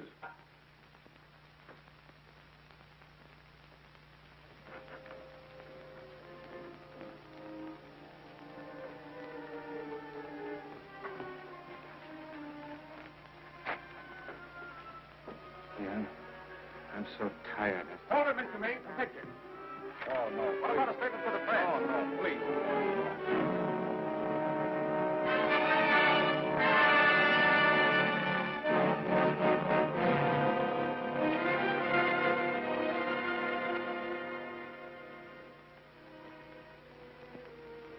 bittersweet. Been a seeing all day. It's the best thing for him. Awful to see this happen to someone you love. And know in your heart that it can't get any better. I only know that all I can do now is stay with him and try to help him. So will I. And between us, we'll take care of him. You're very fond of him, aren't you, Oliver? I'm very fond of both. Then I know you'll understand what I have to tell you. And after what happened last night, I think you already know what it is. I can't do any more pictures. I'm going away for good with Norman. You can't do that, Vicky. You're at the very peak of your success. And you've worked so hard to achieve it. That's what's been worrying me. And I've thought it all out. Maybe if I hadn't been away from him so much, last night and what went before, it wouldn't have happened. And I know it's too late to think about that now, but it may not be too late to go away with him and start over somewhere. It's your life you're giving up, Vicky. So I can try to give Norman back his. Can you honestly tell me I'm wrong to do it? No, Vicky. I cannot honestly tell you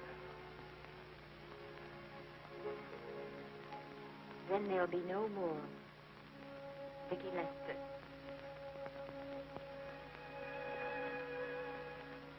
Come on, walk to the door with me.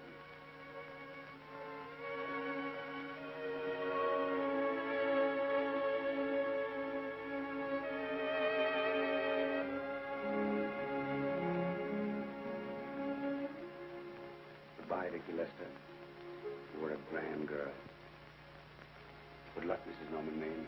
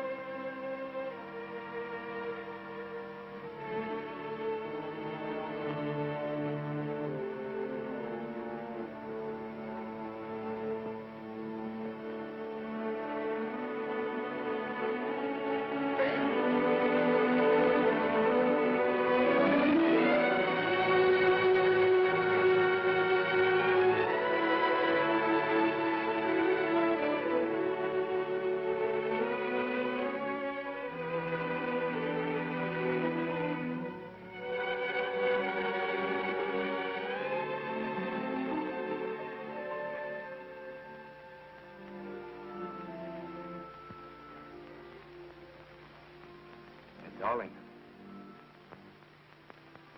this is Maine coming in to apologize again. Oh, I'm sorry, dear, but it isn't you. What other troubles have you got? None. I was just playing a scene with myself. Now, look. I'm just coming out of the jitters, and you're just going into them. This is a swell household. Isn't it? I'll tell you what we'll do. I'll promise to brace up if you'll go on the wagon. I guess I have been drinking too much. You know what I'm going to do? I'm going to be an athlete. You mean with great big muscles and everything? Well, roughly speaking. Gonna join the YMCA? It costs too much. And I'm going wading out in our front yard. No? Sure. Would you like me to go with you? Sure, if you'd like to. No, Miss, I don't think I will. It might spoil this beautiful, natural wave. Yeah, I guess that's right. But, darling, look, could you have a hot toddy, and some hot soup for me when I come back? Some hot soup? And I'll make some of those nice sandwiches. No, Miss, do you have to?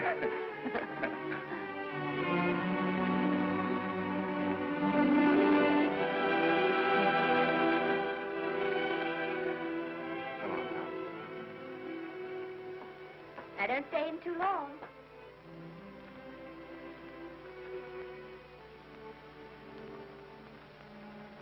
Hey! Mind if I take just one more look?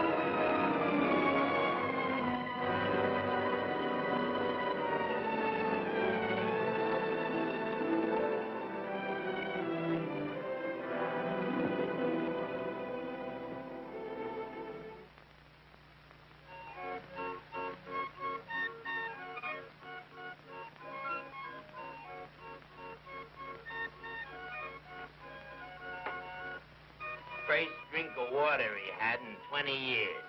And then he had to get it by accident. Pardon. How do you wire congratulations to the Pacific Ocean?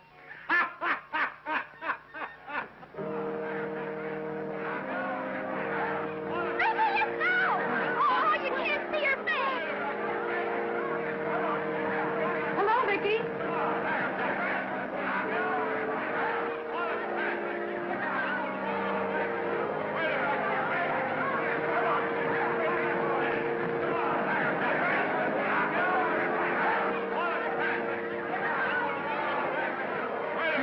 Can't you? Come on, Vicky, let's see your face. Vicky, will you sign my book for me? Write Mrs. Norman May. Don't you care, Vicky? You get over it. Stand back, can't you? Don't you cry, dearie. He wasn't so much.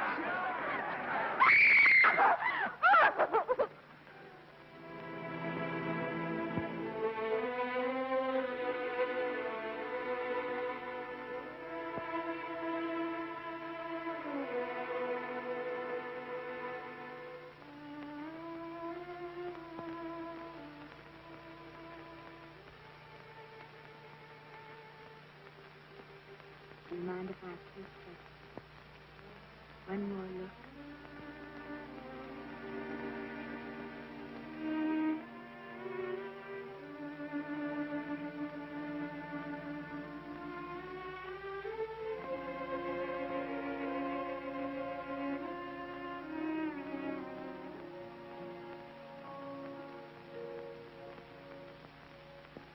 Here are the paychecks for the servants, Graves. You'll find a very nice bonus in each one. Miss Lester asked me to thank you for your kindness and service. If there's anything I can do for the little lady, I should be glad to do it. She would appreciate your attending to the closing of the Beverly Hills house. Put down those trunks. Put it down, I say. Well, where is she? In the bedroom. Who are you? I'm her grandmother. Get up.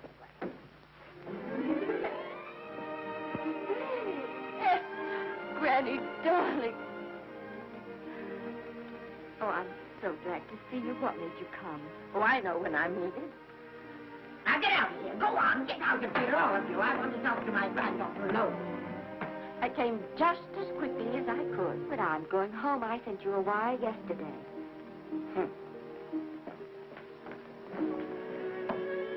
Sit down. Is it true that you're going to quit the movie? I never want to hear them again. What are you running away from, Elizabeth? I'm not running away. It's just that I can't go on. My heart isn't in it anymore. Once I told you if you get what you want, you have to give your heart in exchange. And you said you were willing. Do you remember? I remember. It seems to me that you got more than you bargained for. More fame, more success, even more personal happiness. Maybe more unhappiness. But you did make a bargain.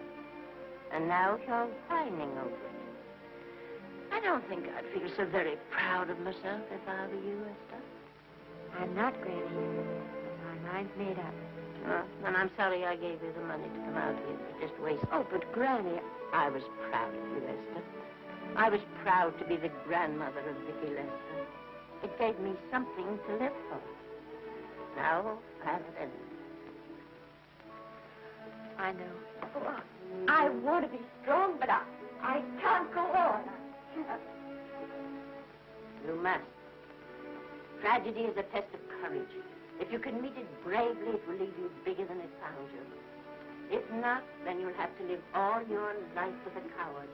Because no matter where you may run, you can never run away from yourself. I never knew Norman Maine. He wrote me a very sweet letter when you were married. He said you told him how much I meant to you. And I know just how much you must have meant to him.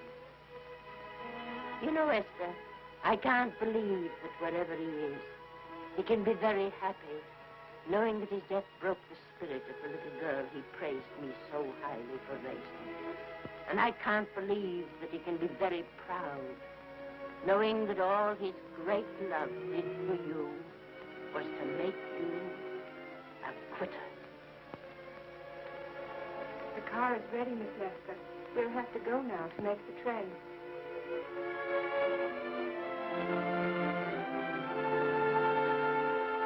Put the car back in the garage.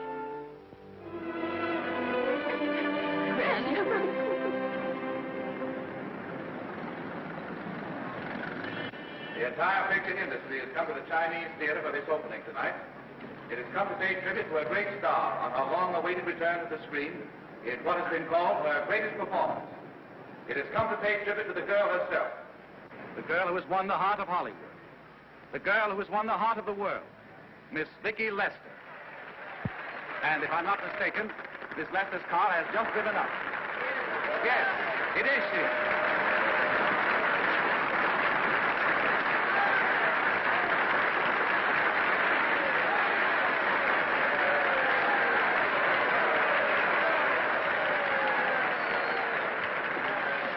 This doesn't scare you too much. I scare very slowly, young man. 6 mile, folks, please.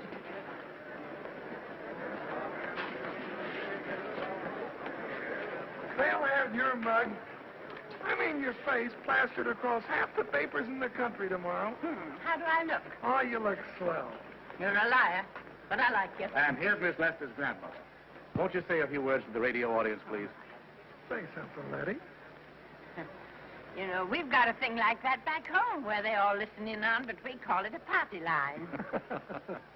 Won't you say something, please? They're listening. Maybe some of you people listening in dream about coming to Hollywood. Maybe some of you get pretty discouraged. Well, when you do, you just think about me. It took me over 60 years to get here, but here I am. And here I mean to stay. Thank you very much.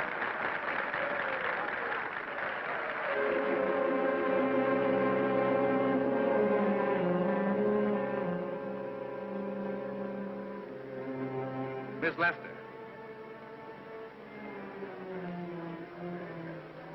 This microphone is on an international hookup. Throughout the world, your fans are hoping that you'll say a few words to them.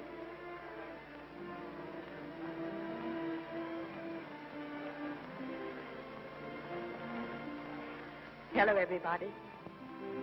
This is Mrs. Norman Maine.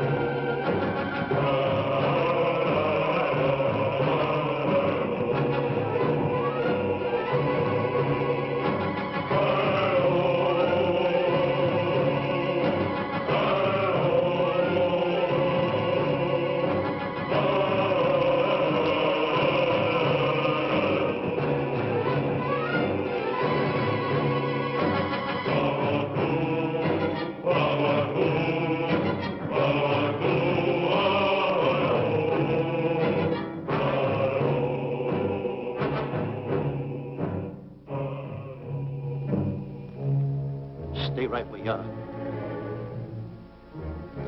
Don't move. Stay there now. Steady.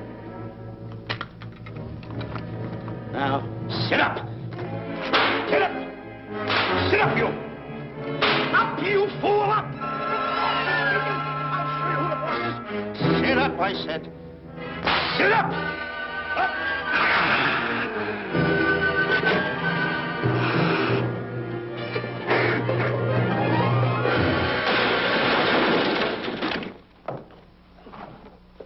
Really, Mr. Livington? Oh, I'm sorry. Please, let me help you.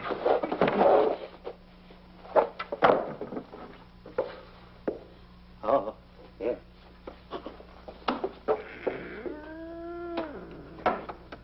Buzz! Oh, Buzz! What's the matter? Buzz! Take it easy. What's the matter? Look! Wait a minute. Take it away. Not here! Wait a minute. Take it easy, Stanley. It's just a harmless little kitten. Buzz, I'm scared to death. Look at the wild look in his face. Oh. I can't understand why you have this terrible fear of animals in you. What is it? When I was a little baby, I was scared by my piggy bank. Oh, that's nonsense. You want to hear something worse? What? I was 15 years old before I ate my first animal cracker. Come on, the store's about to open up. Fix up your counters. Get to work. Go on.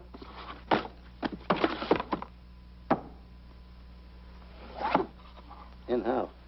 Yes, sir. That's the truth. How do you do? May I help you? Do you happen to have a copy of Doc Safari by Cuddlefoot? I'll find out. Hey, Bob.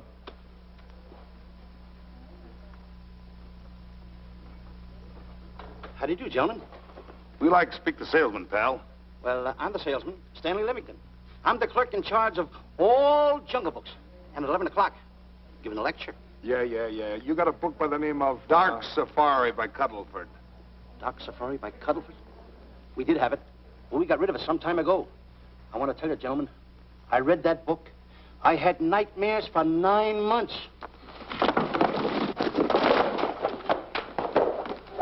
How well do you remember that book? Why? You remember a map in it? A map in that book? Of course I remember it. Could you draw it? Could I draw it? For $1,000? Draw that map in that book for $1,000? Mm-hmm. Ha! For $1,000, I could draw that map in oil. Okay, then meet us in the alley tonight at 7:30. And we'll take you to somebody who'll give you $1,000 the minute you lay down the pencil. Is it a deal? Shake. Okay, pal. See you in the alley tonight at 7:30. And be there, chum. Get me? $1,000 to draw that map. I'm sorry, but that book is out of print. In fact, we sold the last one some time ago. Oh, dear, I was afraid of that. I've been to every bookstore in the city. There's a map in that book that I'd give $2,500 for. Will you give me that again, please? I said there was a map in that book that I'd give $2,500 for. $2,500. Excuse me, I'll be right back. What are you doing? Hey, Buzz, this you'll never believe. There were two guys in here and... I understand. Look, Stanley, how well do you remember that book you read about Dark Safari? That's what I'm trying to tell you. There was two guys in Now, here. look, you remember there was a map in it. You two. Now, go away. What are you doing there? I'm drawing that map now. Oh, no, you don't. Wait a minute. Oh, you can't. Buzz, don't tear that up. I got a chance to make... Wait, quiet. Come on, follow me. Oh, hey, take it easy. Come on. Madam, you are the luckiest person in New York this morning. Allow me to introduce Stanley Livington, one of the world's greatest wild game hunters. Oh, how exciting. Wild game hunters are my weakness. This is really a thrill, Mr. Livington. So nice meeting you, too, but I'm really not... It might interest you to know that when Mr. Cuddleford wrote Dark Safari, Mr. Livington was right there. Oh! Wonderful. Then you must be very familiar with the map that is in that book. The map? Yes. Oh, sure. That's one map I could draw in a darkroom, even without a pencil. You see, your troubles were all over. I could make arrangements to bring him over to your home this evening. Oh, marvelous. I think it's a wonderful idea. No. My name is Emerson, Diana Emerson. How do you do, Miss Emerson? But no, I got a date in the alley. She'll have to wait. She'll have to wait. Here's my address. See you tonight, then. Goodbye. Goodbye. That's the kind of girl I dream about. But you should see the ones I get. I tell you, boss, the guy said he knew the map backwards. So we make a date to meet him, bring him in, have him draw it. Yeah, and the little muzzler never shows up after us offering him $1,000. Well, you can relax. I found somebody myself this morning. You did, boss? Where? In Clopper's department store. That's where we found our guy. Wait a minute. Was he a silly-looking little fat guy? That's him. Why, that two-timer. You offer him $1,000 and he holds out for a higher price. The minute he puts his foot through the door, I'll break every bone in his head. You'll do no such thing. When he leaves, you boys can meet him outside and get my money back. We get you, boss. Now go out the side entrance. I'm closing a deal with the man who's going to lead the safari. Won't you come in, Mr. Beatty?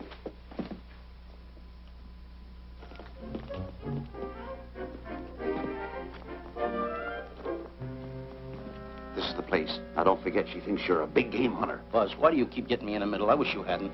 Why, you ingrate. Here I'm giving you a chance to make me $2,500.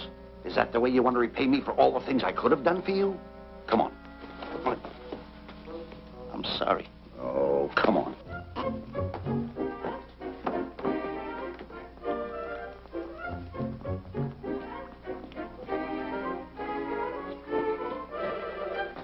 Stanley, will you come on?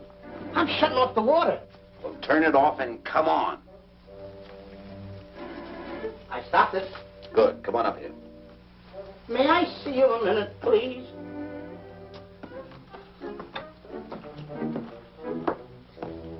Now what's the matter? My finger's stuck. Well, leave it then. Come on. Okay. What's the matter? Well, let me see this. Not that one. Not that one. That one! Oh, Howard. Don't pull out that one. Wait a minute. Harry, did you answer the door? No. Do I have to? Answer the door. Oh, all right. Do everything around here. Get this in the office. Tight. I gotta be a cook and a butler. One of these days I'll just, well, that's all. I'll just do it. Yes? Mr. Johnson and Mr. Livington to see Miss Emerson. Well, come in.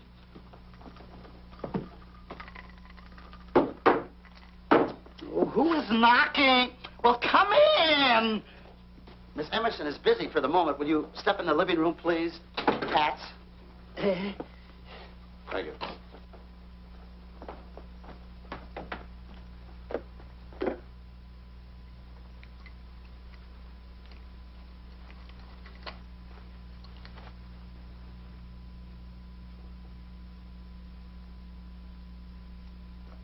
Ow, that hurts.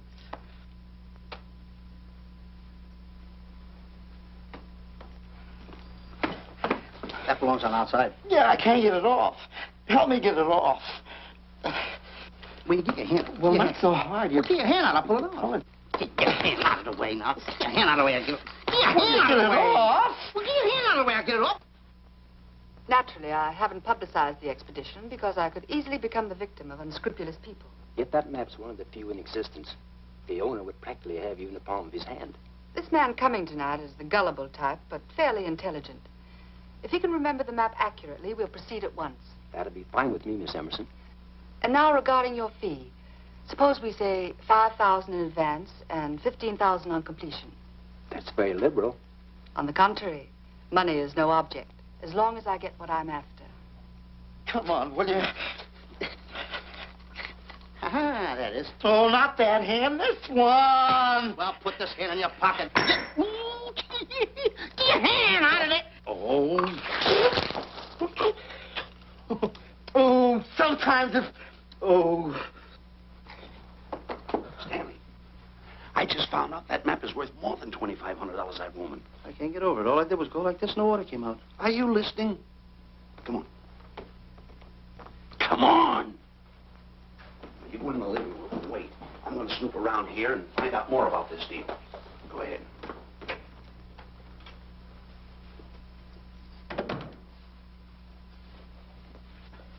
Who was at the door, Harry? Mr. Livington and Mr. Johnson. Good. Where are they? They're in the living room. I'll see them in a minute, and we'll have coffee in the library. Harry, I'm phoning Gunner to come over. Please leave the door open. Yes, ma'am.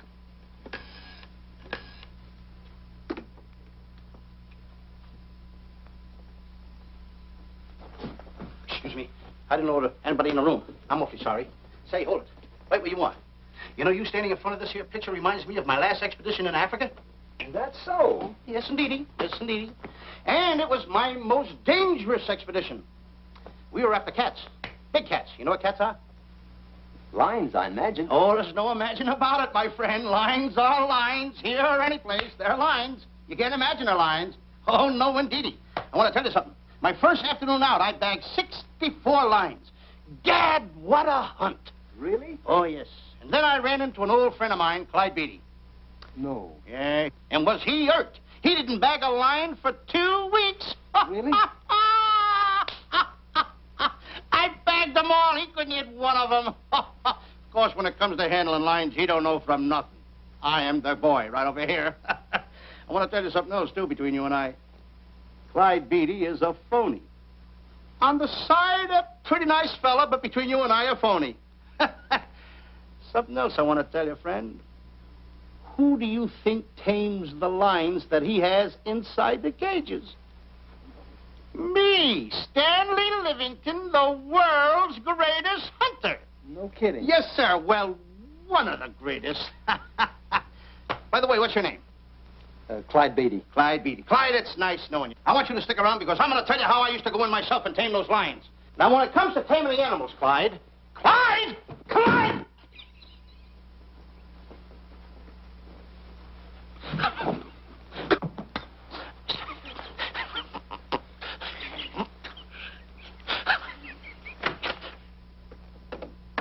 Oh, good evening. I see you've met Mr. Livington, our big wild game hunter, eh? Yes, indeed. Swell. He just didn't tell me about some of his exploits. Oh, swell, that's fine.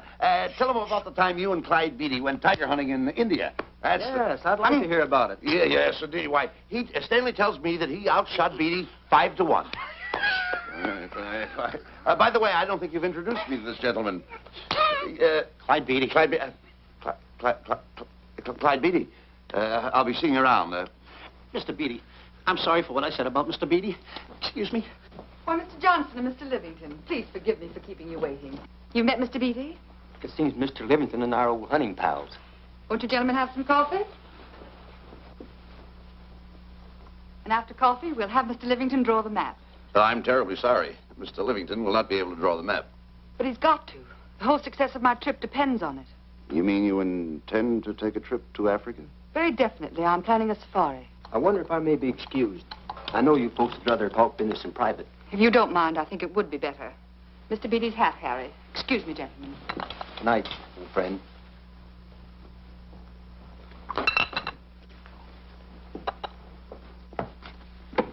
Quick, Grapple and Boots are outside waiting to slug Johnson and Livington. Tell them the plans are changed and to lay off. Yes, ma'am. Look, Buzz, let me draw the map. We'll get the $2,500 and get out of here. Certainly not. Now, if I play your cards right, we'll get more than $2,500. Listen, you heard her. She's organizing a safari. I wish I was there. Where? On the Hoboken Safari right now. Stanley, you're absolutely right. As you surmised, to be frank with you, I don't blame you for having the desire. Desire to what? Of course, I'll have to explain everything to the lady. Explain it to me. Mr. Livington insists on journeying a safari to Africa. I insist. There you are. You heard it from his own lips. Hello. Just a minute. How do you do? You see, with Mr. Livington in Africa, he'd feel right at home, and it'd be very simple for him to draw the map without any difficulties. I think it's an excellent idea. Silly. Once we're there, he can lead us to the East Fork of the Tarabongo and Okavango River. Lead you to the fort? Yes, Shirley, of course, it'll be the regular $5,000 fee in advance and $15,000 on completion. Of course, that includes my services. What?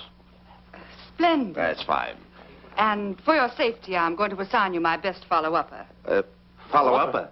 Yes, he's the man who follows you in the jungle. And if you miss a shot at a charging animal, he shoots and saves your life. Oh, that's him now. Excuse me. Shirley. Listen, Buzz, I'm not going to go over there. You got no right to put me in a thing like that. Oh, what kind of money? You're always putting me right in the middle of it. I don't care what kind of money. Don't you give me that. No, listen, you got to put me over there with no arguments. I'm not going to go over there with all those lines. I tell you. I'm going to start going the other way because I'm not. No arguments. No, I'm not. I won't.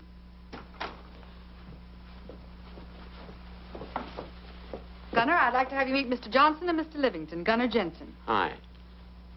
I don't want to seem inquisitive, but just what are we going to Africa for? Well, we're going after an orangutan gargantua. Orangutan against Excuse me, please. you. Pardon. May I see you? What's orangutan against you? It's a big ape. Oh, a big ape. Yeah, stop worrying. Nick, excuse me. Pardon me. Big ape? Yeah. You mean like the thing I see in a circus, like the father to the monkey? Yeah, it's only bigger. Ping! And he's going to protect me? Mm-hmm. Mm-hmm. Gunner, show them how you can shoot the Winchester.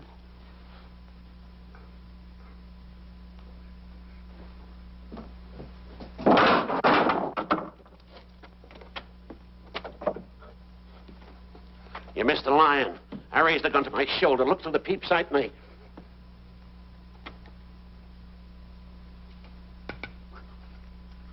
I looked through the peep sight, put my finger on the trigger, grabbed for the pump slide, and I...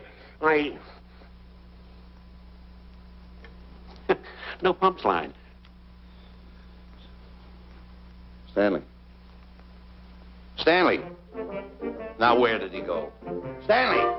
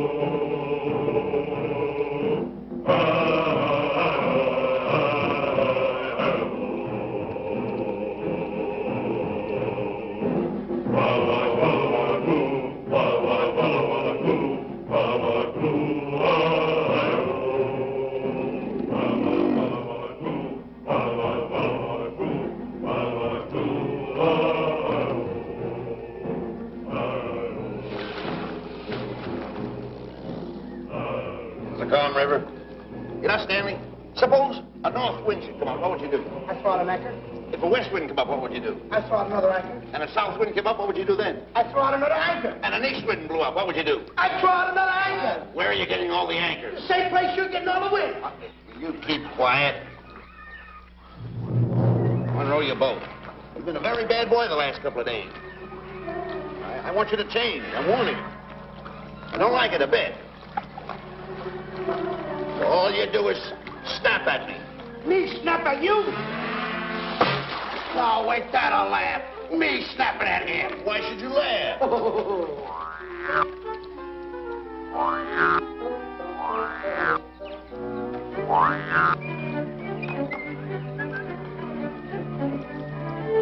Don't splash.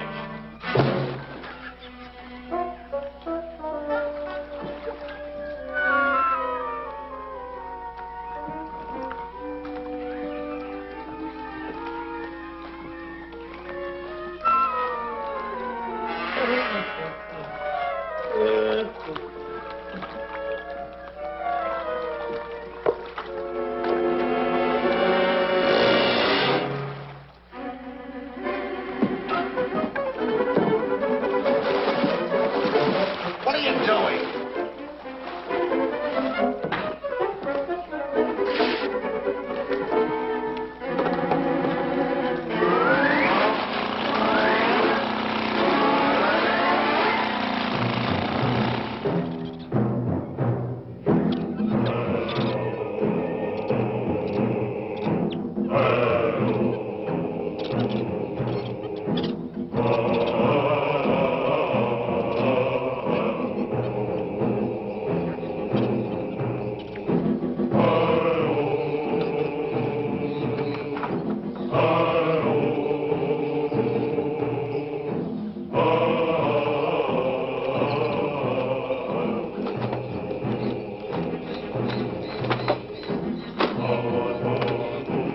Hey, you. Oh, Gunner. Look, not me, the post. Oh. Oh, he's complaining.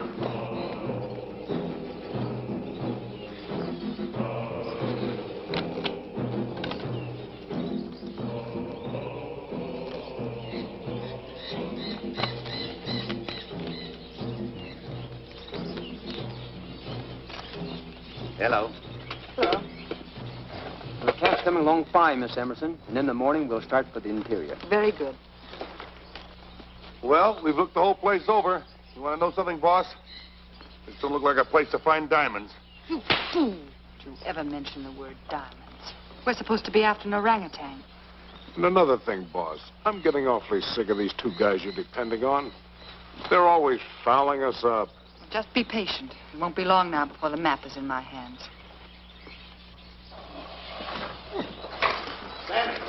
Stanley, drop everything. Huh? Drop everything. Hey, come here. Come here, Stanley. Get out. Get out from under there. Hurry up. Come here. Come on, Stanley. Oh, boss, just when I had the 10 up. Never mind the 10. Come over here and draw that map. The map? The map. If I draw, will you let me go home? Why do you want to go home? I forgot something. What did you forget? I forgot to state it. Draw the map. Come on. Boy, oh, boy, can you picture me, a tycoon? Oh, buildings, yachts, railroads. I don't know. I might even buy an airline. According to how I feel. Boy, winters in Maine, summers in Florida. Oh, it's unbelievable. Kid him. He could even get his laundry out. Have you got it ready yet? Come on. You got it? Attaboy. Oh, this paper here is worth $1 million. $1 million? Well, I mean, after all, I did it. Give me something. I got to have something for it. Oh, sure. I intended to. Here's a nickel. Thank you. Attaboy. Oh, a nickel. Hello, Diana. Harry, some tea for Mr. Johnson. And plenty of sugar. Wonderful day we're having. You're looking marvelous yourself. You're in fine spirits. I have all the reasons in the world to be. I finally persuaded Stanley to draw the map. Oh, well, may I see it? I also made some very interesting discoveries. Aside from the orangutan, there are far more important things to be found in that particular territory. Really? Yes. And due to the facts, I personally think I'm entitled to a new deal. Well, what kind of a deal did you have in mind? Well, I'd say 20% of the safari's profits would be fair. Very liberal. In view of your generosity, may I see the map? Oh, yes, surely. Now, this map will take you right to,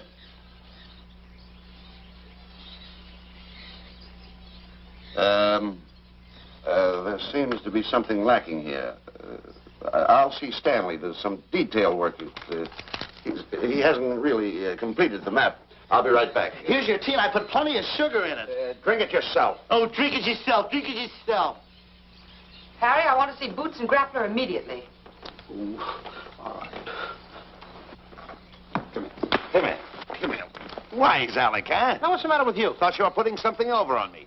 This is not the map that was in Cuddlefoot's book. Oh, yes, it is. This thing tells you how to get to Clopper's department store. Well, that's the map. I used to keep that map in Cuddlefoot's book. Listen, you nitwitted numbskull. These people want a map of the Bangui territory. The Bangui territory? Bangui territory? Yes. I was wondering why they want to pay all that kind of money just to find the directions how I get to Clopper's department store. That I couldn't understand. Just a minute. Do you realize we're in the most dangerous spot we've ever been in our lives? Dangerous spot? Dangerous spot. Buzz. What? Is it worse than the time when Skinny Marink knocked the chip off my shoulder? Certainly. Worse than that? I should say it is. And the time I drew the line like that? Far more. Yeah, but that time he came over the line. It's worse than that? Never mind that. It's worse than that. Oh, are we in trouble? Wait a minute. Oh. We got to do something. I have it. We've got to get out. Come on. Come on, hurry up. Get a hold of that. Come on. Let's go. What you doing, boys? Going somewhere, fellas? We were just going to take these little trunks inside the tent. Get moving. Hey. Go ahead. Knock the chip off my shoulder. Not that. Your head's liable to go with it. Oh. Go on, get moving.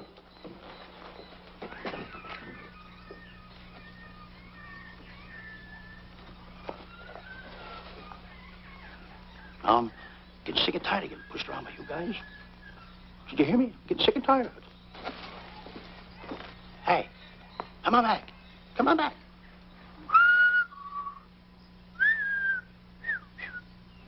Hey, come on back. Hey, come on back. Hey, hey!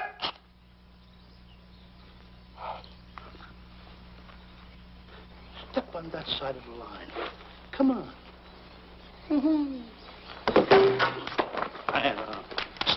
Stanley, no. Don't bother me. Stanley, you're not going to kill anyone. Don't hold me back. Don't do that. Somebody's got to get it. And when I get this mad, somebody's got to get it. Stanley. Fine friend you are. You bring me away out here in the heart of the jungle. Why? Because you told me that you could draw the map. You can't draw it, can you?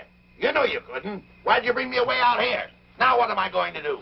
What am I going to do with the boats I was going to buy, the buildings I was going to buy, the railroads I was going to buy? Put that down. That's a fine how do you do. Nice goings on from a pal, from a friend. I never expected it from you. I'll have to go into bankruptcy, that's all. That's all that's left for me to do. And what'll my friends say? To think that you, my bosom friend... Look, where are you going with the water? Oh, my cat's on fire!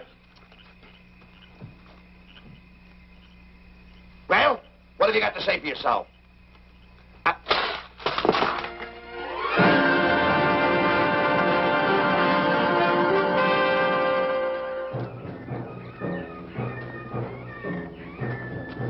Hold it! Stop! Go no further! What are you stopping here for? It's early yet. Well, this is where Cuddlefoot stopped. Now, on the bottom of page 389, according to Cuddlefoot, he wrote that he had a very uneventful day. Therefore, he made camp on the bank of the Crocodile River. Now, over there is the Crocodile River. Over here. You'll have to forgive him. You see, Stanley is actually living the book. That's not all. That night, Cuddlefoot, he posted a double guard because he was nearing the Banky country, which was full of ferocious animals and cannibals. Stanley's right. This is pretty dangerous territory. I suggest we pitch camp on this side tonight. But that means we're losing an entire half day. Well, if you cross over, you're going to lose 2 days anyway. Why? Well, according to Cuddlefoot, when he crossed the river, he was brought down by jungle fever. And he was that way for 36 hours. Miss Emerson, I think we should look for a location to pitch camp. All right, Mr. B. Stanley, come in.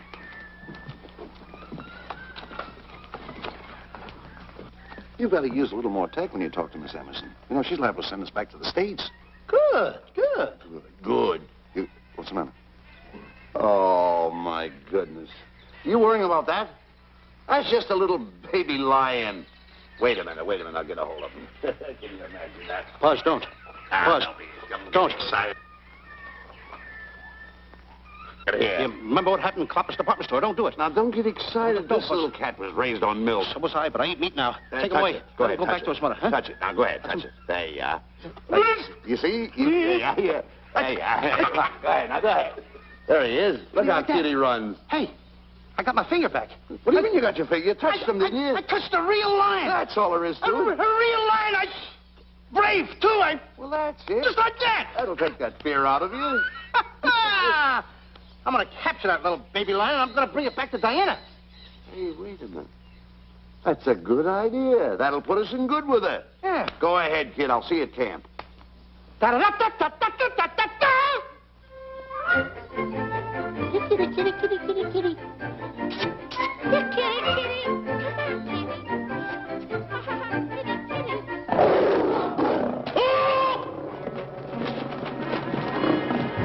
Hey, Buzz! Buzz, come on!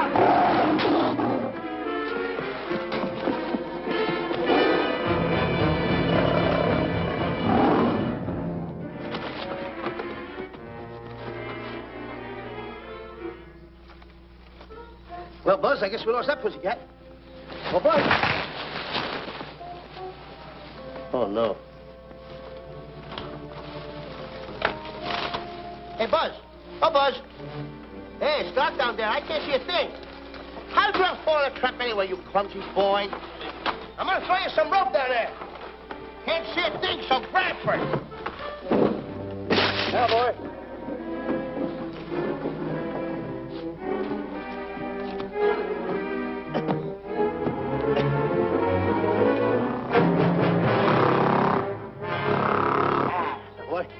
Now, Buzz, you better go on a diet because you're getting awful fat and awful heavy. Give me the other end of the rope. Thank you. Now, we'll leave it here for whoever it belongs to.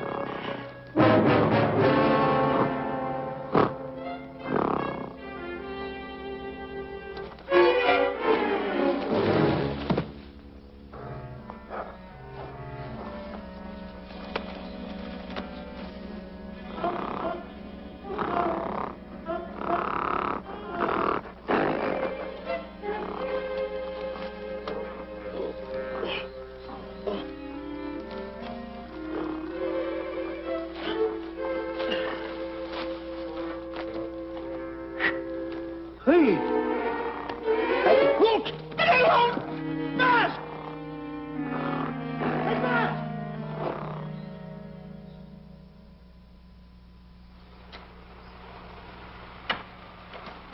We better go over and check on that trap.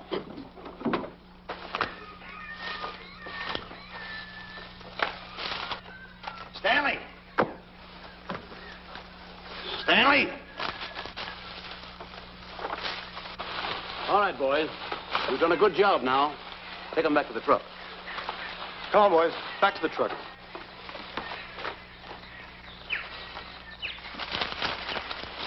Stanley! Stanley!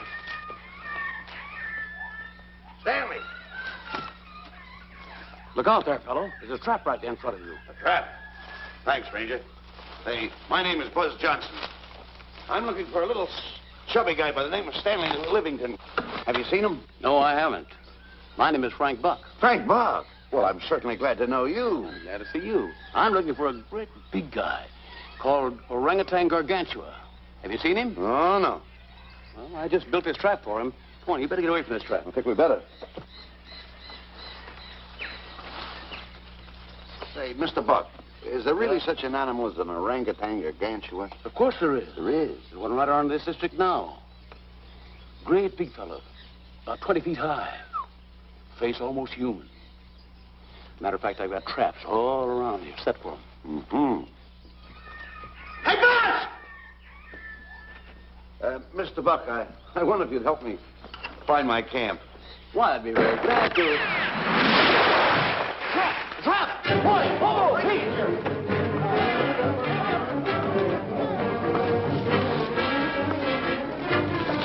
We got one.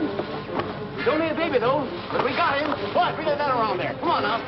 Now get him in the net there. Bring him up. Hold him up. Mr. Johnson, that's the first of the species ever captured by a human being. You two take the poles out. Drop the net. Come on, Bobo. Come on. Get him up there. Get him up. Heist him up. Take the slack out of the hole. Careful, boy. Is he ferocious? Well, we don't know. Don't know.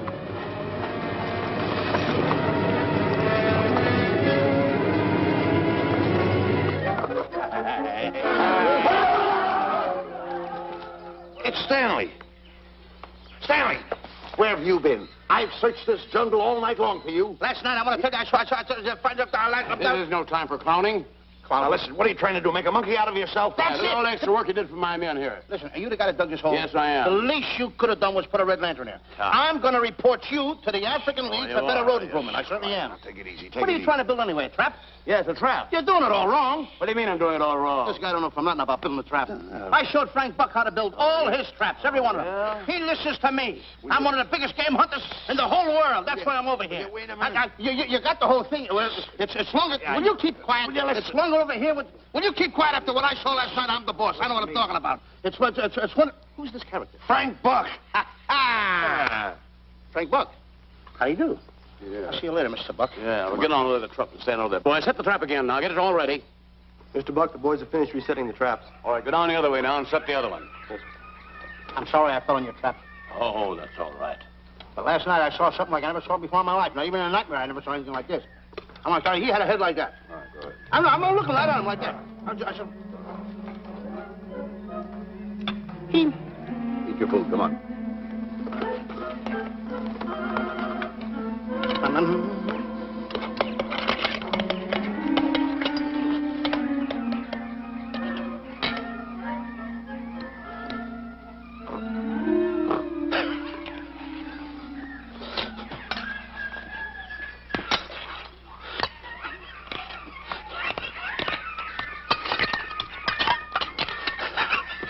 No sugar.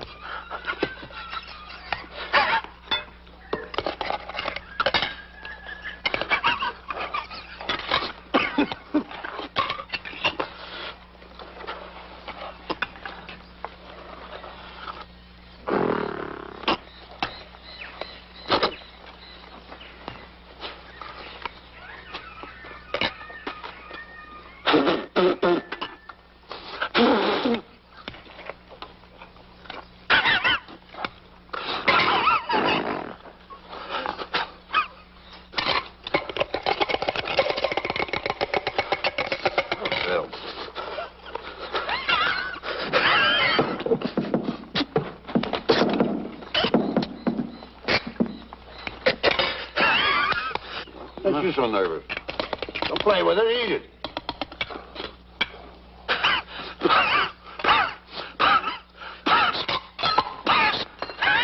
What's the matter with you?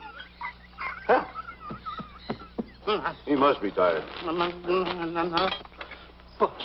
Buzz. What's the matter? You see this thing over there? Certainly not. Then I got jungle fever. I'd better get him back to our camp. I think you better, too. I just follow the trail exactly as I told you, and you won't miss it. And look Swell. out for my traps. Oh, wait, I think you better take a gun along with you. Well, George, I think we can use one. Yeah. Thanks a lot. All right. So long, Mr. Buck. So long. So long, Bye, Mr. boys. Come on. Take it easy. Take it easy.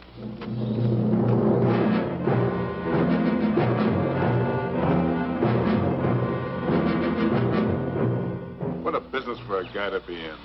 Crocodiles and lions bring a lot of dough back in the States. You can have it. Okay, boys, you're finished. Let's go back to the compound.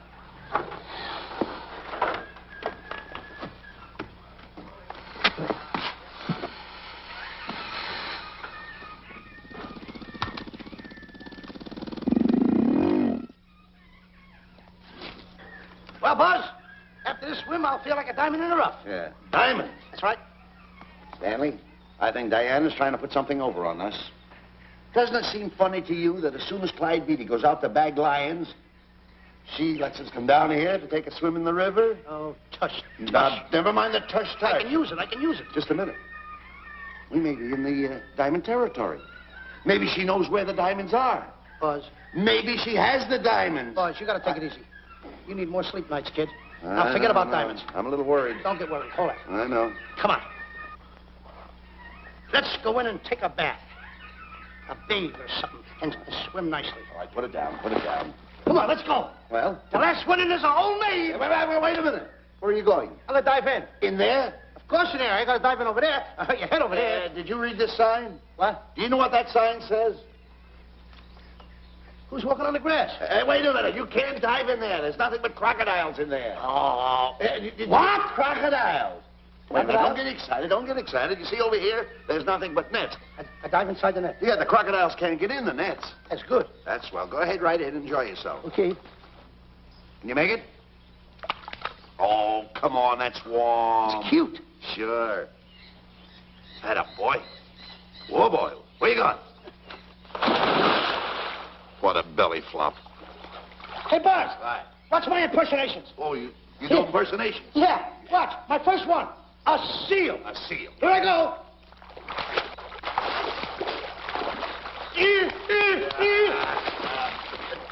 Pretty good, huh? All right. Hey, watch my animal. What's this? A whale. A whale. That's a whale. Yeah, hey, watch this one, Buzz. An alligator. Look, I want to go in there too, you know. When I do the alligator? Well, let me go. Here I go.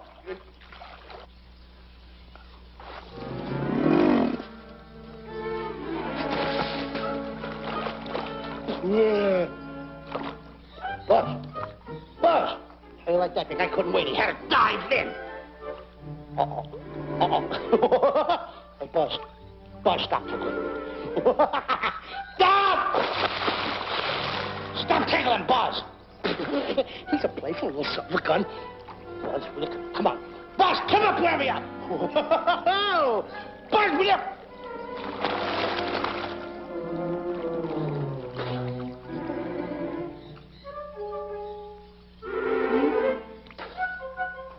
Buzz.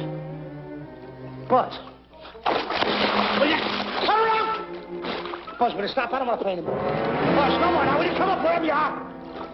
Oh, Buzz, I even get my...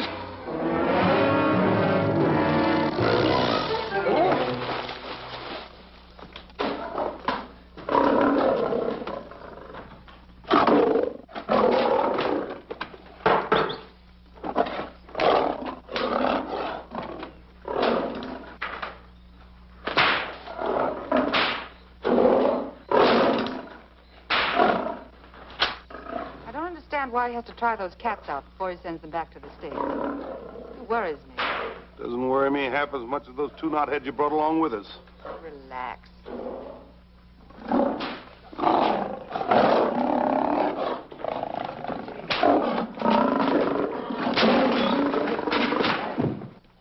Please don't make me do this. You're going to do it. I don't want to. You're making a coward out of me. No, I'm not making a coward out of you. The gossip that's going around this camp. Stanley's a coward. Stanley's a coward. Afraid of a little teeny-weeny alligator like that. Big alligator. Oh, stop it. Are you afraid of that? I think so. Oh, stop. It's only a skin. Feel it, feel it. Don't be afraid of it. Listen up. Now, look. I'm going to make a hero out of you, whether you like it or not. I'm going down that path. You know where the water bag is? Yeah. You meet me there. I'll be in this skin. Uh-huh. And make sure you bring Diana with you. Oh, you want me to get Diana and bring her over by the path by the water bag? Doggone it. Think And then you're going to have the lion skin on and then... That's it. Just act like Clyde Beatty. Okay, Buzz. Attaboy. I'm going over to have a chit-chat with Diana. Attaboy. I'm going to show her I'm a pretty brave kid, and I don't like this kind of talk going around. Now you're talking. Don't forget by the path by the water bag. I'll be there.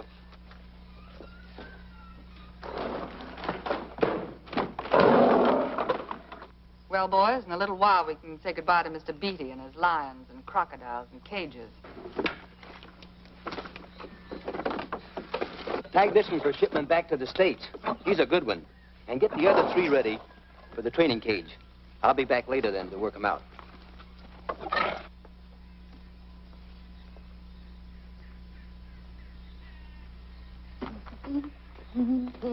Diana, Yes, Stanley. I would like to have a chit-chat with you, if you don't mind. Of course. Excuse us, fellas. Now, a few things I want to get straightened out. Yes? I'll tell you over here. Diana, there's some talk going around this camp, and I don't like it. I don't like it nohow. And I'm getting plenty peeved about it. And I have a right, too. Have a drink. People are going around saying that I'm afraid of lions. Well, that's not true. That's a lie. I'm one of the finest big game hunters in the world. No one surpasses Stanley Livington. Do you think the lions that Clyde Beatty catch